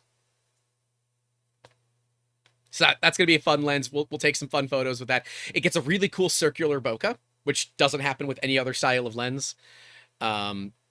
Hash Bringers asking, what's the difference between FDM and continuous fiber? Continuous fiber, as it might state, embeds a long carbon fiber monofilament, think fishing line, but made of carbon fiber, into a nylon or any other material print. So your parts go from floppy nylon to impossible, generally speaking, to bend. It goes from being soft, flexible nylon to rigid. Like, rigid. And yes, Winslow Joy is after the skiff job. Skiff job's this week. So yeah, continuous fiber makes for engineering grade parts that can survive stupid things. Speaking of stupid things, they have cleared me to do the actual freaking lawnmower blade. Now we won't be doing it there, but we're gonna get some FiberSeek machines here, and we're gonna be doing dumb stuff but fun stuff with it. So you guys are gonna see what a 3D printed lawnmower blade does. I'm a little worried, but that's okay. It is coming up very fast, so we're submitting all the paperwork for things. We have to provide more paperwork for the visas and all of that, but China is happening. We are going to see FiberSeek. We're going to tour their facility. There will be live streams. If all goes well, there will be a podcast. The only issue is they're 12 hours off, so it's 2 o'clock in the morning right now in Shanghai. So either we choose to do a podcast earlier than normal, or we choose to start at midnight, which is not a smart move, but who knows? We might just record one and then stream it. We'll see. Like we're going to be trying several new things at the same time and pushing them all off to the editors so they can decide which way they want to go about it. I'm kind of in the camp of like, we just record everything, and then they've just got shit tons of terabytes of data, and then they can go, oh, this is way too much. And then it's their problem. And I kind of like the idea that if you just give them everything, they can go from documentary style to here's a really nice condensed thing. Like, I kind of want to tell the story of the entire trip. Whereas it's probably stupid, but we should probably just focus on the factory and the printer. You were talking about like a Casey Neistat style trip. Just a little bit. Video, like not entirely Casey like Neistat, but just that kind of slightly more informal, have that story of progression, and then have a separate, here is the factory as its own video. We'll likely have some vlog content. I'm sure there'll be behind the scenes content, but being in that we are in a country that is quite controlled by the government, we are going to have to be very careful about what we film and what we don't film. If we are not explicitly told yes, the answer is no every single time. I did miss some donations. Let me get to those real quick. Nomad's Galaxy with the $5 saying it was an absolute pleasure hanging out with Grant Amber. Now I can't wait to invade Construct 3D. And David Connor Shover with the 2442 saying they asking you for advice to fix their printers. I don't know where he was referencing that from, but I don't think so. I'm fixing scanners at this skiff location. But Olaf's asking, imagine using nylon filament as trimmer line. Would that even work? Not only would it work, it was how we used to 3D print nylon back in the day. You used trimmer line to 3D print nylon. But I'm going to make an actual blade. Not trimmer line, a blade. Because I have a lawnmower that uses 2 metal blades. So we're going to see if it works. It's either going to work or it's going to explode. Either way, it's good video. So that's what we're going to do. That's going to be our major test of continuous fiber. We're also going to do some Florida Man style testing on it. The normal stuff. Shane also said that if we're coming to Prague, he's leaving. He said, so we need to figure out proof of life examples now ahead of time so Grant can prove he is alive and well over there. Yeah, it's not a bad thing to do. But yes, Shanghai is happening. So if you've been to Shanghai in the last 18 months or so, um, let us know places we should do, things we should see. We're going to be there a couple extra days outside of filming. If there are any companies that you know that are based in Shanghai that you would like us to go and visit, if we can, we'd love to. But yeah, Shanghai is happening. I'm so looking forward to it. Like, actually so looking forward to it. Yeah, Like, it's kind of scary. It's similar with Sweden. It's like, oh crap, this is real. We booked the plane tickets, so that's real. Now we just have to wait for the paperwork to come in. Once the paperwork comes in, it's really, really real. So, Right, so we have one big important thing, because I actually don't know what I'm doing. Frankie, you are a mad lad. I love you. Please try. I will do whatever I need on my side to make that happen.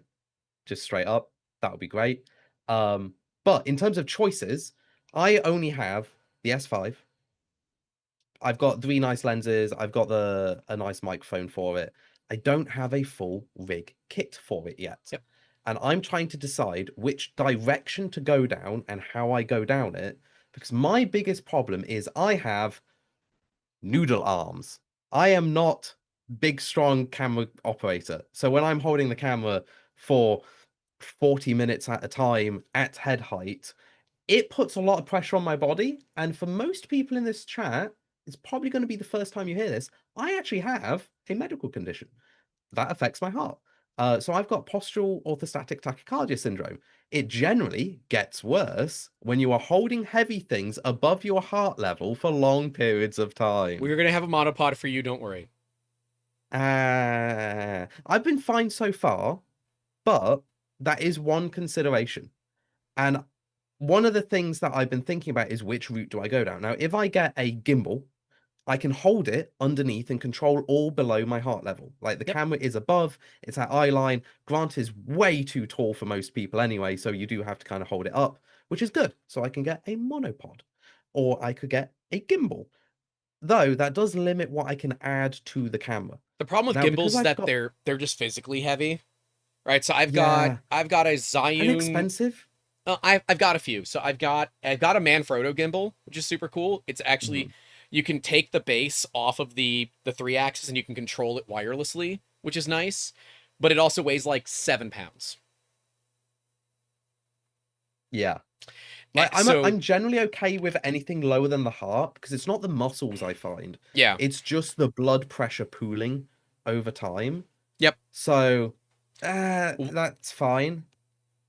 So the people are saying gimbal harness. I actually have a full Steadicam rig with the arm that holds it, but again, they're like 30 or 40 pounds, and that's an entire check bag. I'm not doing that. Yeah. So we're not going to bring and that. the It nice takes forever. carbon fiber ones are way too expensive. I can get carbon fiber. Well, Way too expensive. it's the weights. It's not the arms. The weights are the expensive part. Also, just for you, Grant, just in case you don't have them, I bought these today. They are GPS tracking pucks. I've got 8. Oh yeah, I've got the ones for You Samsung plug them. phones. They last for 2 years Mhm. on a single battery. Yep. If you need any when we get there, just so you can track your camera, because I'm going to add one to every piece Yeah. of camera equipment to this thing. I'm not going to add it on to every piece of camera equipment, but it's on. We have multiples in every bag. So Yeah. But yeah, so that's one route. I can get the gimbal. It adds a lot of weight. You kind of lose a bit of the handheld vibe because it's stabilizing. And to be honest, the Lumix Ibis is so bloody good, you don't notice shaking in the first place. So I don't it's think kind it's of the gonna be only that reason I'm big of a getting it deal. is to hold it. like, and if you wanted field monitors, we've got 2 spare field monitors here now that we have the Atomos. Both of which are capable of over 1,000 lumens of peak brightness. Neither of them record though. The nice thing about having a field recorder is you can put the LUT on it, so you don't have to look at gray camera image. You have the LUT, and you don't have to use your cell I phone. found a way to put the LUT onto the output footage, so I don't have to even see that I see anymore. the GoPro helmet made for a chicken is a good one. Mobility scooters are also really good for getting good shots, and those stupid hoverboards are also really good for getting dolly shots. I kind of want a hoverboard just for the dolly shots, to be fair. God, no, they're But no, so my problem is I'm here. Like Grant is doing his speaking. I'm looking at Grant. I have the camera here. Now, monopod lowers it down. It looks good. It's fine. Very suggestive hand position right now. My Ignore that. monopod can get at my head level, top of my head. The other route is a full cage with grips on the side.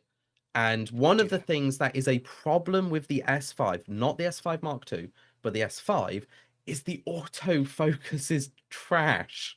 It will like pulse because it's contrast-based autofocus, not phase detection. Every camera you've got, Grant, is phase detection. Yes. I can The turn that off. S5, for some reason, is just contrast detection. So I normally turn it off. I go manual. And one of the things I was thinking of buying is for the cage, I can add a sled to the front out of carbon fiber, and I can have a focus wheel. So I can rack my own focus. Oh, without have a having to follow actually grab focus. the lens. I have a follow focus Yeah. here.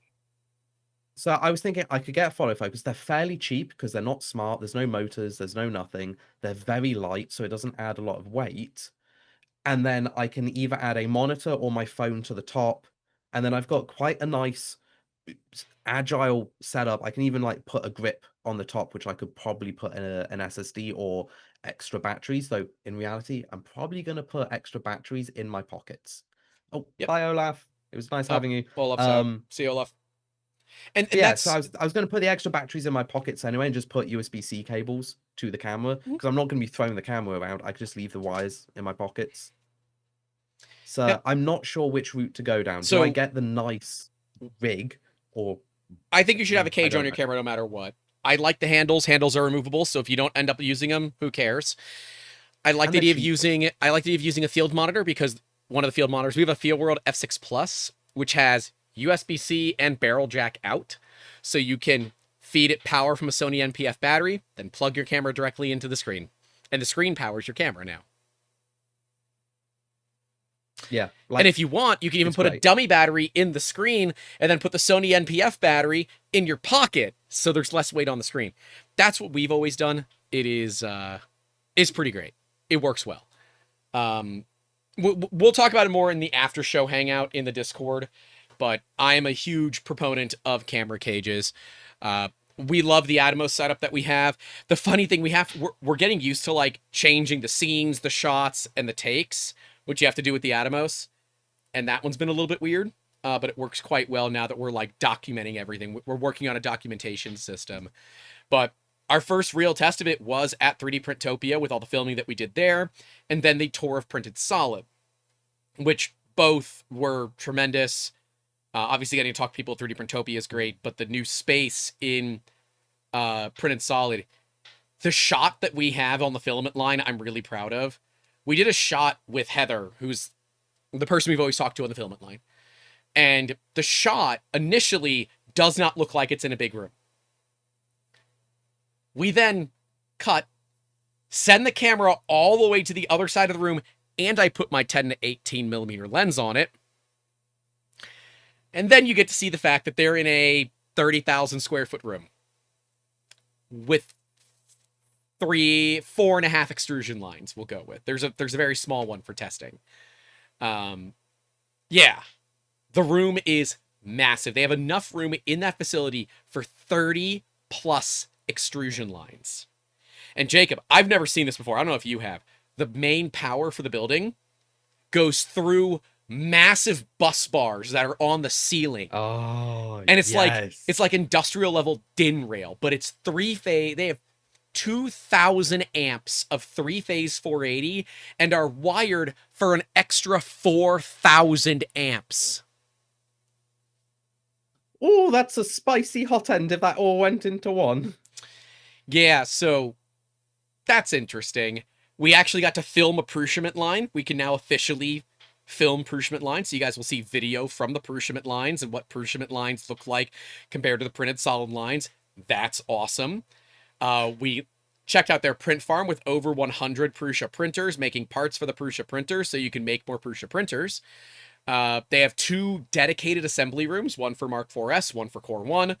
And they have a full R&D department ran by Nomad's Galaxy, aka Anthony, and Mitch 3D, Backpack Mitch. So yeah, it's like a 95,000 square foot facility. Their shipping department has more square footage than their entire old building has. That's Also, I was standing next to over $250,000 of HT90s. That's neat. They had over 20 HT90s in boxes. Oh. Okay. Yep. Okay. Yep. That's pretty cool. So That must have Printed been Solid lovely. has upgraded, and since they're right on the major commuter Amtrak line, they hung signs outside the back of the business with, you know, advertising and stuff on it. So they get like thousands of people going past it every single day. And of course, they have their own bucking. So they have their own access to the railway. How big did you say their facility was again? 95,000 square feet. Went from like 14,000 square feet to 95,000 square feet. That's like 80 of my factories. Yeah. Shane That's a says, lot. That might explain the reported missing HT90 over there. Sus, very sus. I did come home with an extra bag. That's all I got to say. That's all I got to say. Diabetic says, any possibility Printed Solid resells the Prusa Bear frame kits? That's a Printed Solid question. I could not tell you. Yeah, the R&D was cool. I got to lay down welds for the first time. I've never welded before in my life. Really? I have now welded. It's fun. I have now It's welded. really fun. I should not weld with one hand. I tried holding a camera in the other hand. I did not do a good weld. But for my first time, I didn't realize they ran the welders really hot. So I was going a little bit slower than I should have. But I did a pretty decent job. I was happy. What type of welding did you do? MIG. MIG, TIG? MIG. MIG. Yeah, I've never done TIG. One day I'll do TIG, but it's all on steel. So we got to weld real parts. Or no, I did not weld on a real part. I welded on scrap, but I got to work on a real part for their...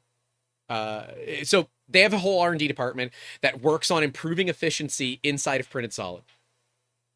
Super cool. That's cool. Yeah, and the R&D department is ran by Mitch and Anthony Nomadskatsky. Should I show Nomad, since you're here, should I show the photo? You know the photo I'm talking about. Should I show the photo? I'm gonna wait for him to tell me yes or no.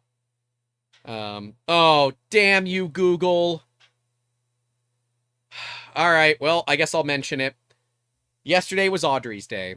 Google says 6 years ago. You can see that the 6 there. Yesterday was Audrey's Day, the day that we lost our poor baby Audrey too. I'm saying this in a way. It's a cat. I said poor baby. It is cat. I was gonna say, it was our like, outdoor there's cat. a lot of lore being dumped right now. No, our outdoor and I'm cat, not Audrey equipped to deal 2. with this. Audrey 2, it's a Little Shop of Horrors reference because she used to love being around Amber's plants. I think it was jaundice. Is that not jaundice? She was yellow. Billy Rubin issues. Is that kidney or liver? It's a very common issue for older cats. Yeah. Poor little baby. She crossed the Rainbow Bridge 6 years ago today, or yesterday. So, yeah, if you all have any pets, little extra something something for us tonight, if you don't mind. But this is in the video, and that's all the context I'll give you for that. Huh. Interesting. Yep, that's all the context I'll give you. Yep, we used filming lights for the first time.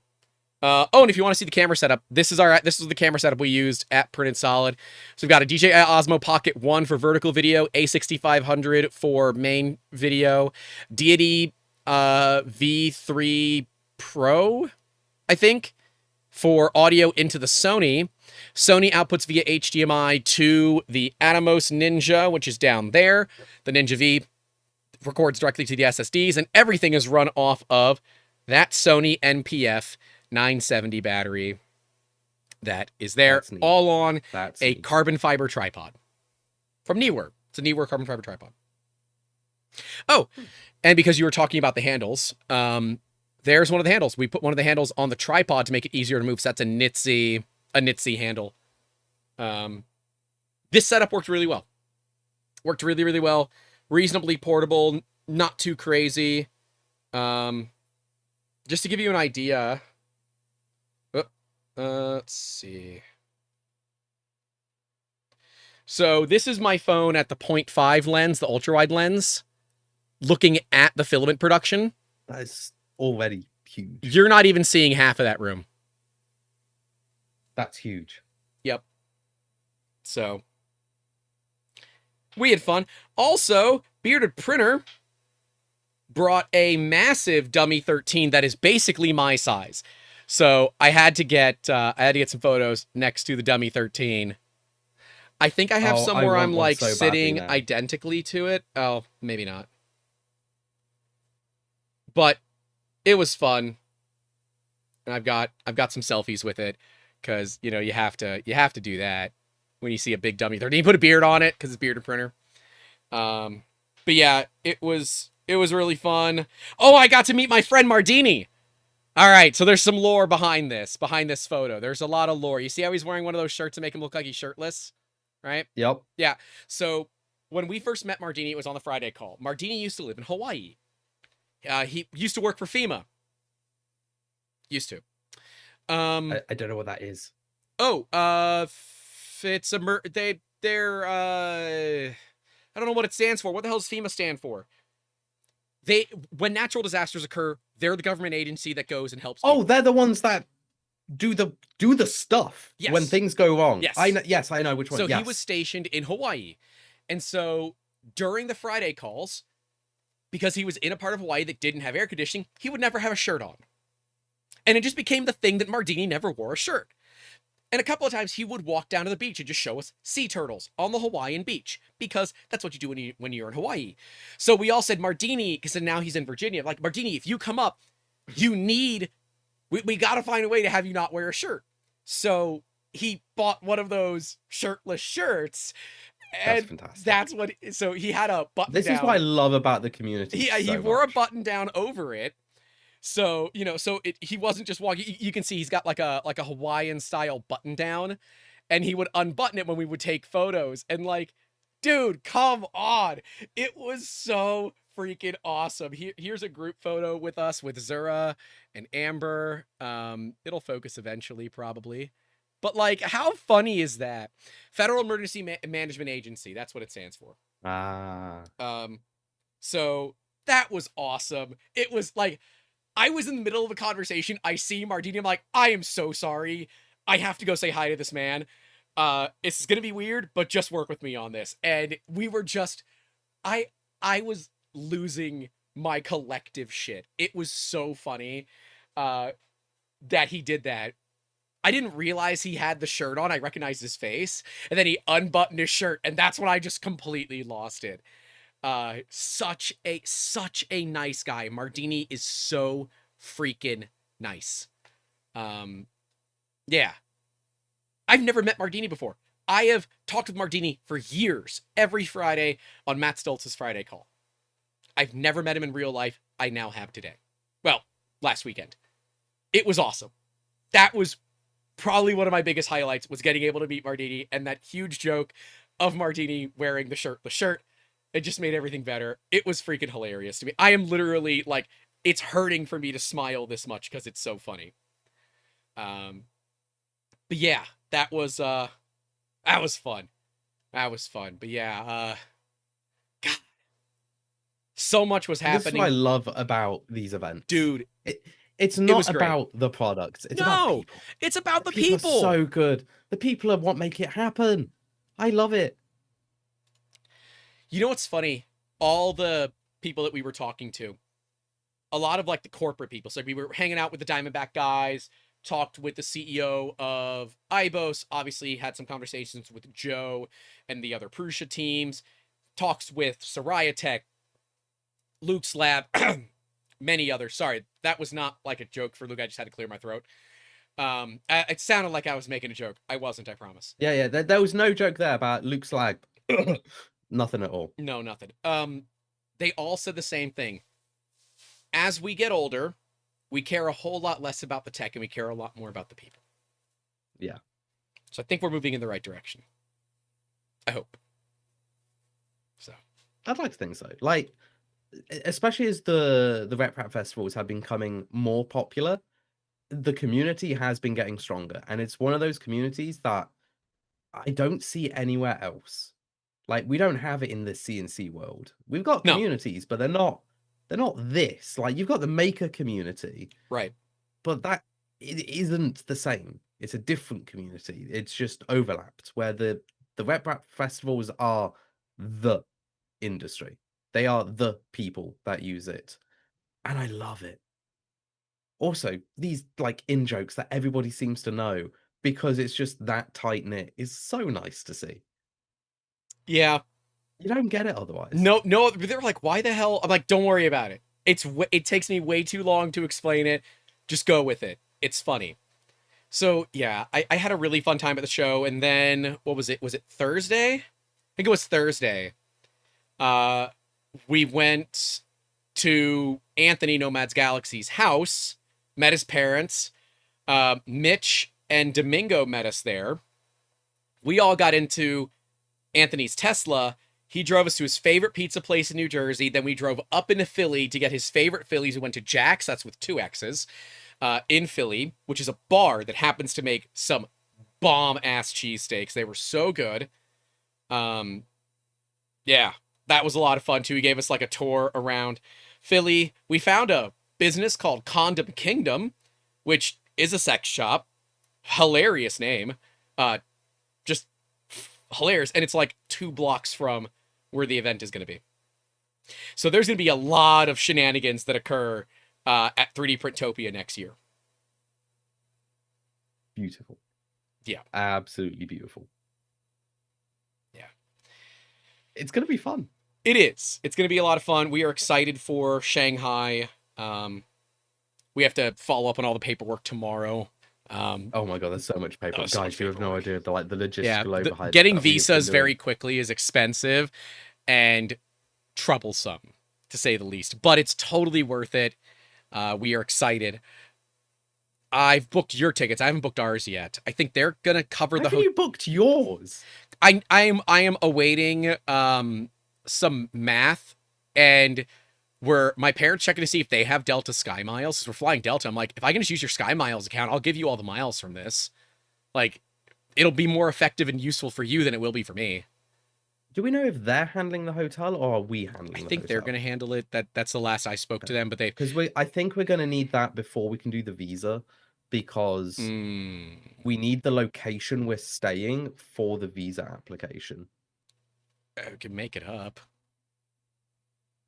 I'll let them know. They're already asleep though. It's 2 o'clock in the morning. I'm not entirely certain, but there is a gut feel that I'll make sure. We need the location. Yeah, I'll bother them tonight, tomorrow for them. And the thing is, they're all on holiday until the 9th. They're all on holiday now. So the 9th. We thought it was the 5th. It's the 9th. Like, this is part of the logistics we have to deal with. It is a lot. Oh my god, there's a lot. Yep. It's not been easy. Like, learning how visas work in 2 countries, then 3 countries, because we also have to learn how it works once you're in China. Learning none of our power banks are going to enter the country has been disruptive. Because apparently they don't have the right certifications for being used in mainland China. Because China makes battery banks for the US and EU and all that have less stringent safety standards than what they use in China. Yep. So go figure. Now, if anyone's traveled to Shanghai recently, please reach out to us. We would love to get just some more information. You'll see some more marketing and stuff come out about it. I will mention it in this week's upcoming Print Fix Friday. But yeah, we will be leaving in a week and a half, 2 weeks for China. Like, most of this month coming, I think I'm spending 60% of it out of the country now. Yeah. And if we go to Form next, I'm spending a week in China. I'm then doing advanced engineering launch of the machine. Yep. I'm doing something else somewhere. I'm going to London backward and forward to get my passport sorted.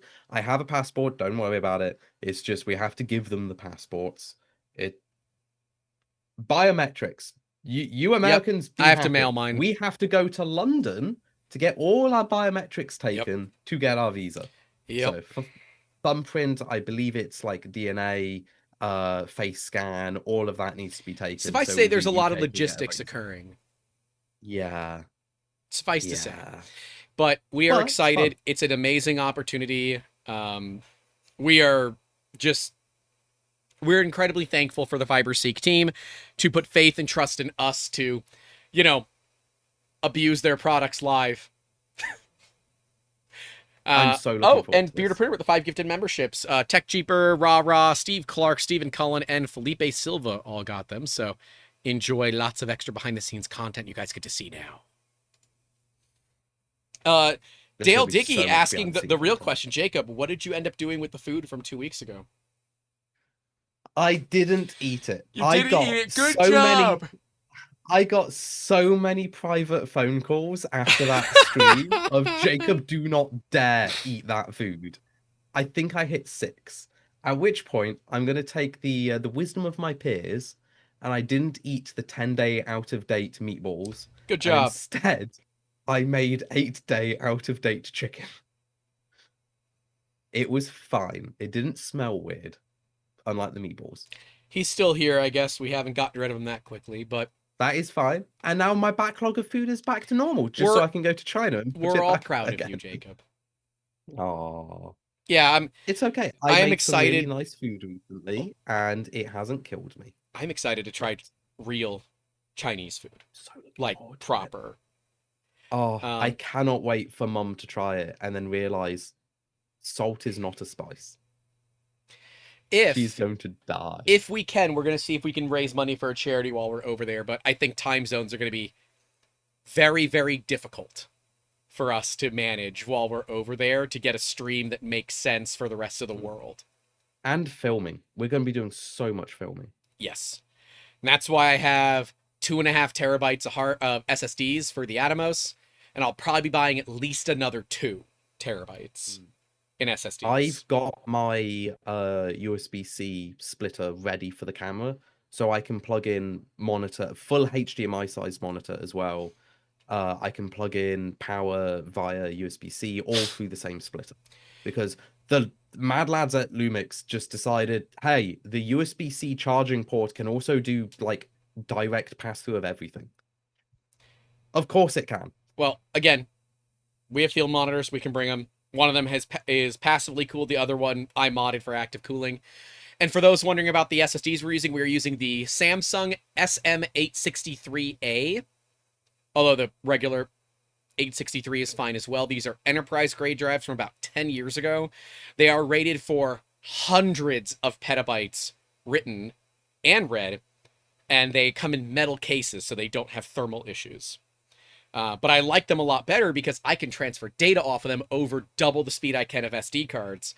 So I can move data much faster, which is very nice. Wait, are those standard SD cards or the SDXS cards? I don't know. I use a USB 3.0 reader for it. They maxes at 100. Oh, Yeah. okay. Okay. Oh, hundreds of terabytes, not petabytes. I thought it was hundreds of petabytes. It's a lot. And we're buying them used. So, like, the 2 I have, one has 98% life, the other one has 99% life. They're fine. Yeah, Christopher Elliott says, Yeah, remember, you're going to be trying to do all that with some massive jet lag, especially if you don't sleep well on planes. It's a 19 and a half hour total transit for us. I think, 12 and a half for you. We are going to have to sleep on the plane. So there's no getting around that. The only way we do not get around that is copious amounts of caffeine, which is also not a good idea. Yep. Can't use our ADHD meds. They're not legal in China. Nope. So we will be unmedicated while in China. So yeah, we might need to go to a herbal shop maybe once we're there. But you do you, homie. I'm gonna be smart about that and not do dumb stuff. But you don't want to try traditional Chinese medicine. You're in China, of all places to try it. That's the place. I mean, fair. I don't trust myself.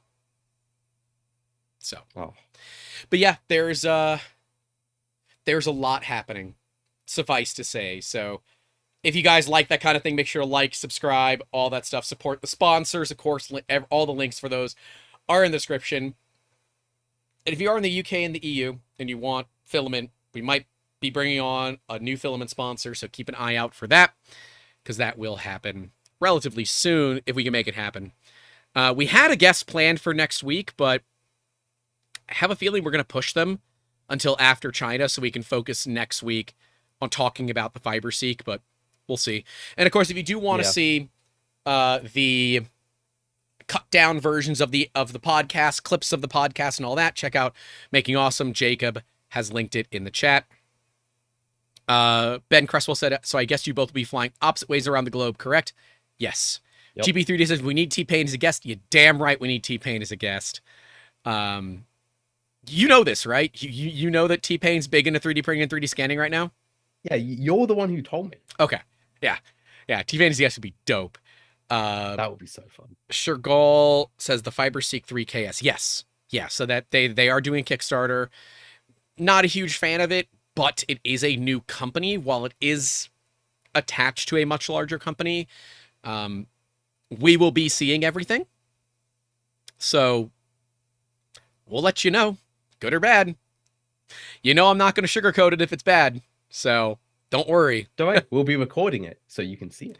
Yes. So something tells me, I've looked at their website. I'm looking forward to it. Yeah. I am looking forward to more competition in the market.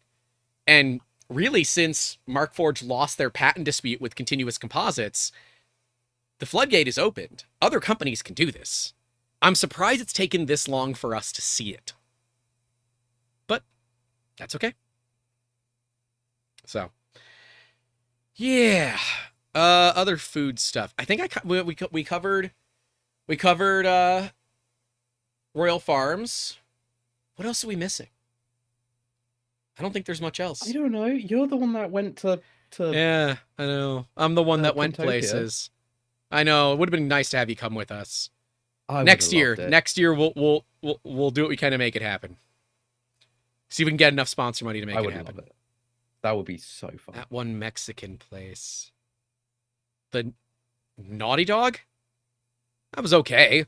It wasn't like I really want to talk about it good, but it was okay. No major issues. Better come to Philly next year. Look, okay, Nomad, we got to find a way to afford to bring him over. Then maybe we will do a Making Awesome podcast live in Philly next year.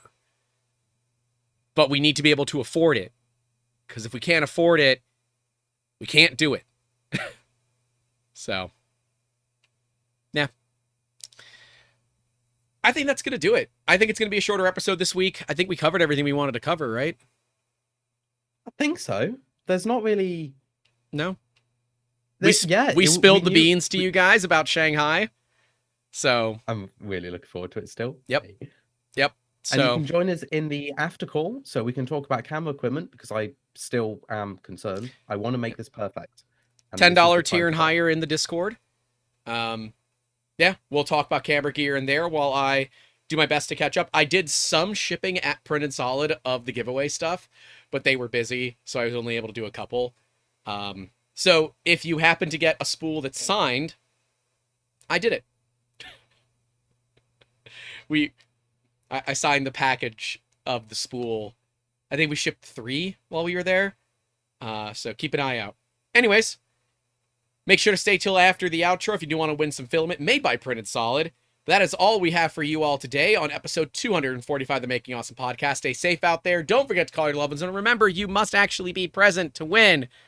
Don't forget to like and subscribe. And as always, keep making awesome. Have a good one. Stay safe out there. Ending all the recordings because there was so many problems. I'm ending the recording before my hard drive fills up. So for anyone who doesn't know, Your hard drive fills up? literally as the street, yeah, because it's recording.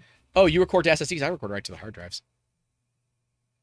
It's okay. It's currently remuxing and it's transferring off. I Okay. had remaining on both C and D drives for a total of 4 terabytes of Gen 5 SSD, 60 gigs over 2 drives. Wow. That is not a lot left. If anybody knows how to stop Windows paging just growing infinitely, please tell me, because my paging cache is like 250 gigs at the moment, and it shouldn't be. Like, I do run 64 gigs of memory RAM. I shouldn't have 248 gigabytes of committed storage as a page file. That shouldn't be a thing. I'm making sure these people did the math right. Somebody already didn't.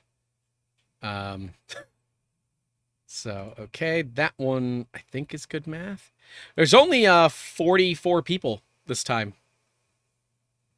Kind of crazy, right? Really? Yep, 44 people. Let's see. Oh, hey, Alan Kilgore, welcome to Super Supporter. Thank you. Message me on either Discord or email us for access to the Discord, because Super Supporter gets you access to the Discord. That's winner number 1. And winner number 2. We only went for 2 hours today. 2.5 hours, basically. Wow. Yep. Short one today. Uh-oh. Let's see. Let's see if he did the math right. See if he did the math right. He did. Saul gets a spool. Saul rectum. And Saul. So, if you guys got it, reach out to me on Discord and we'll do it. Thank you, Alan Kilgore, for supporting the channel. But yeah, guys, shorter episode today. Because our lives are a little bit crazy. A little bit crazy right now with everything going on. So we're doing our best to get caught up. But yeah, we're going to get you going to hang out with Mr. Steve Builds. If you are part of our Discord, head over there because we'll be hanging out in the Discord where you guys can come chat with us. And that's it. So we'll see you later. Be safe. Don't do dumb stuff. And if you do, record it. If you want to talk camera gear, that's where we'll be. See ya.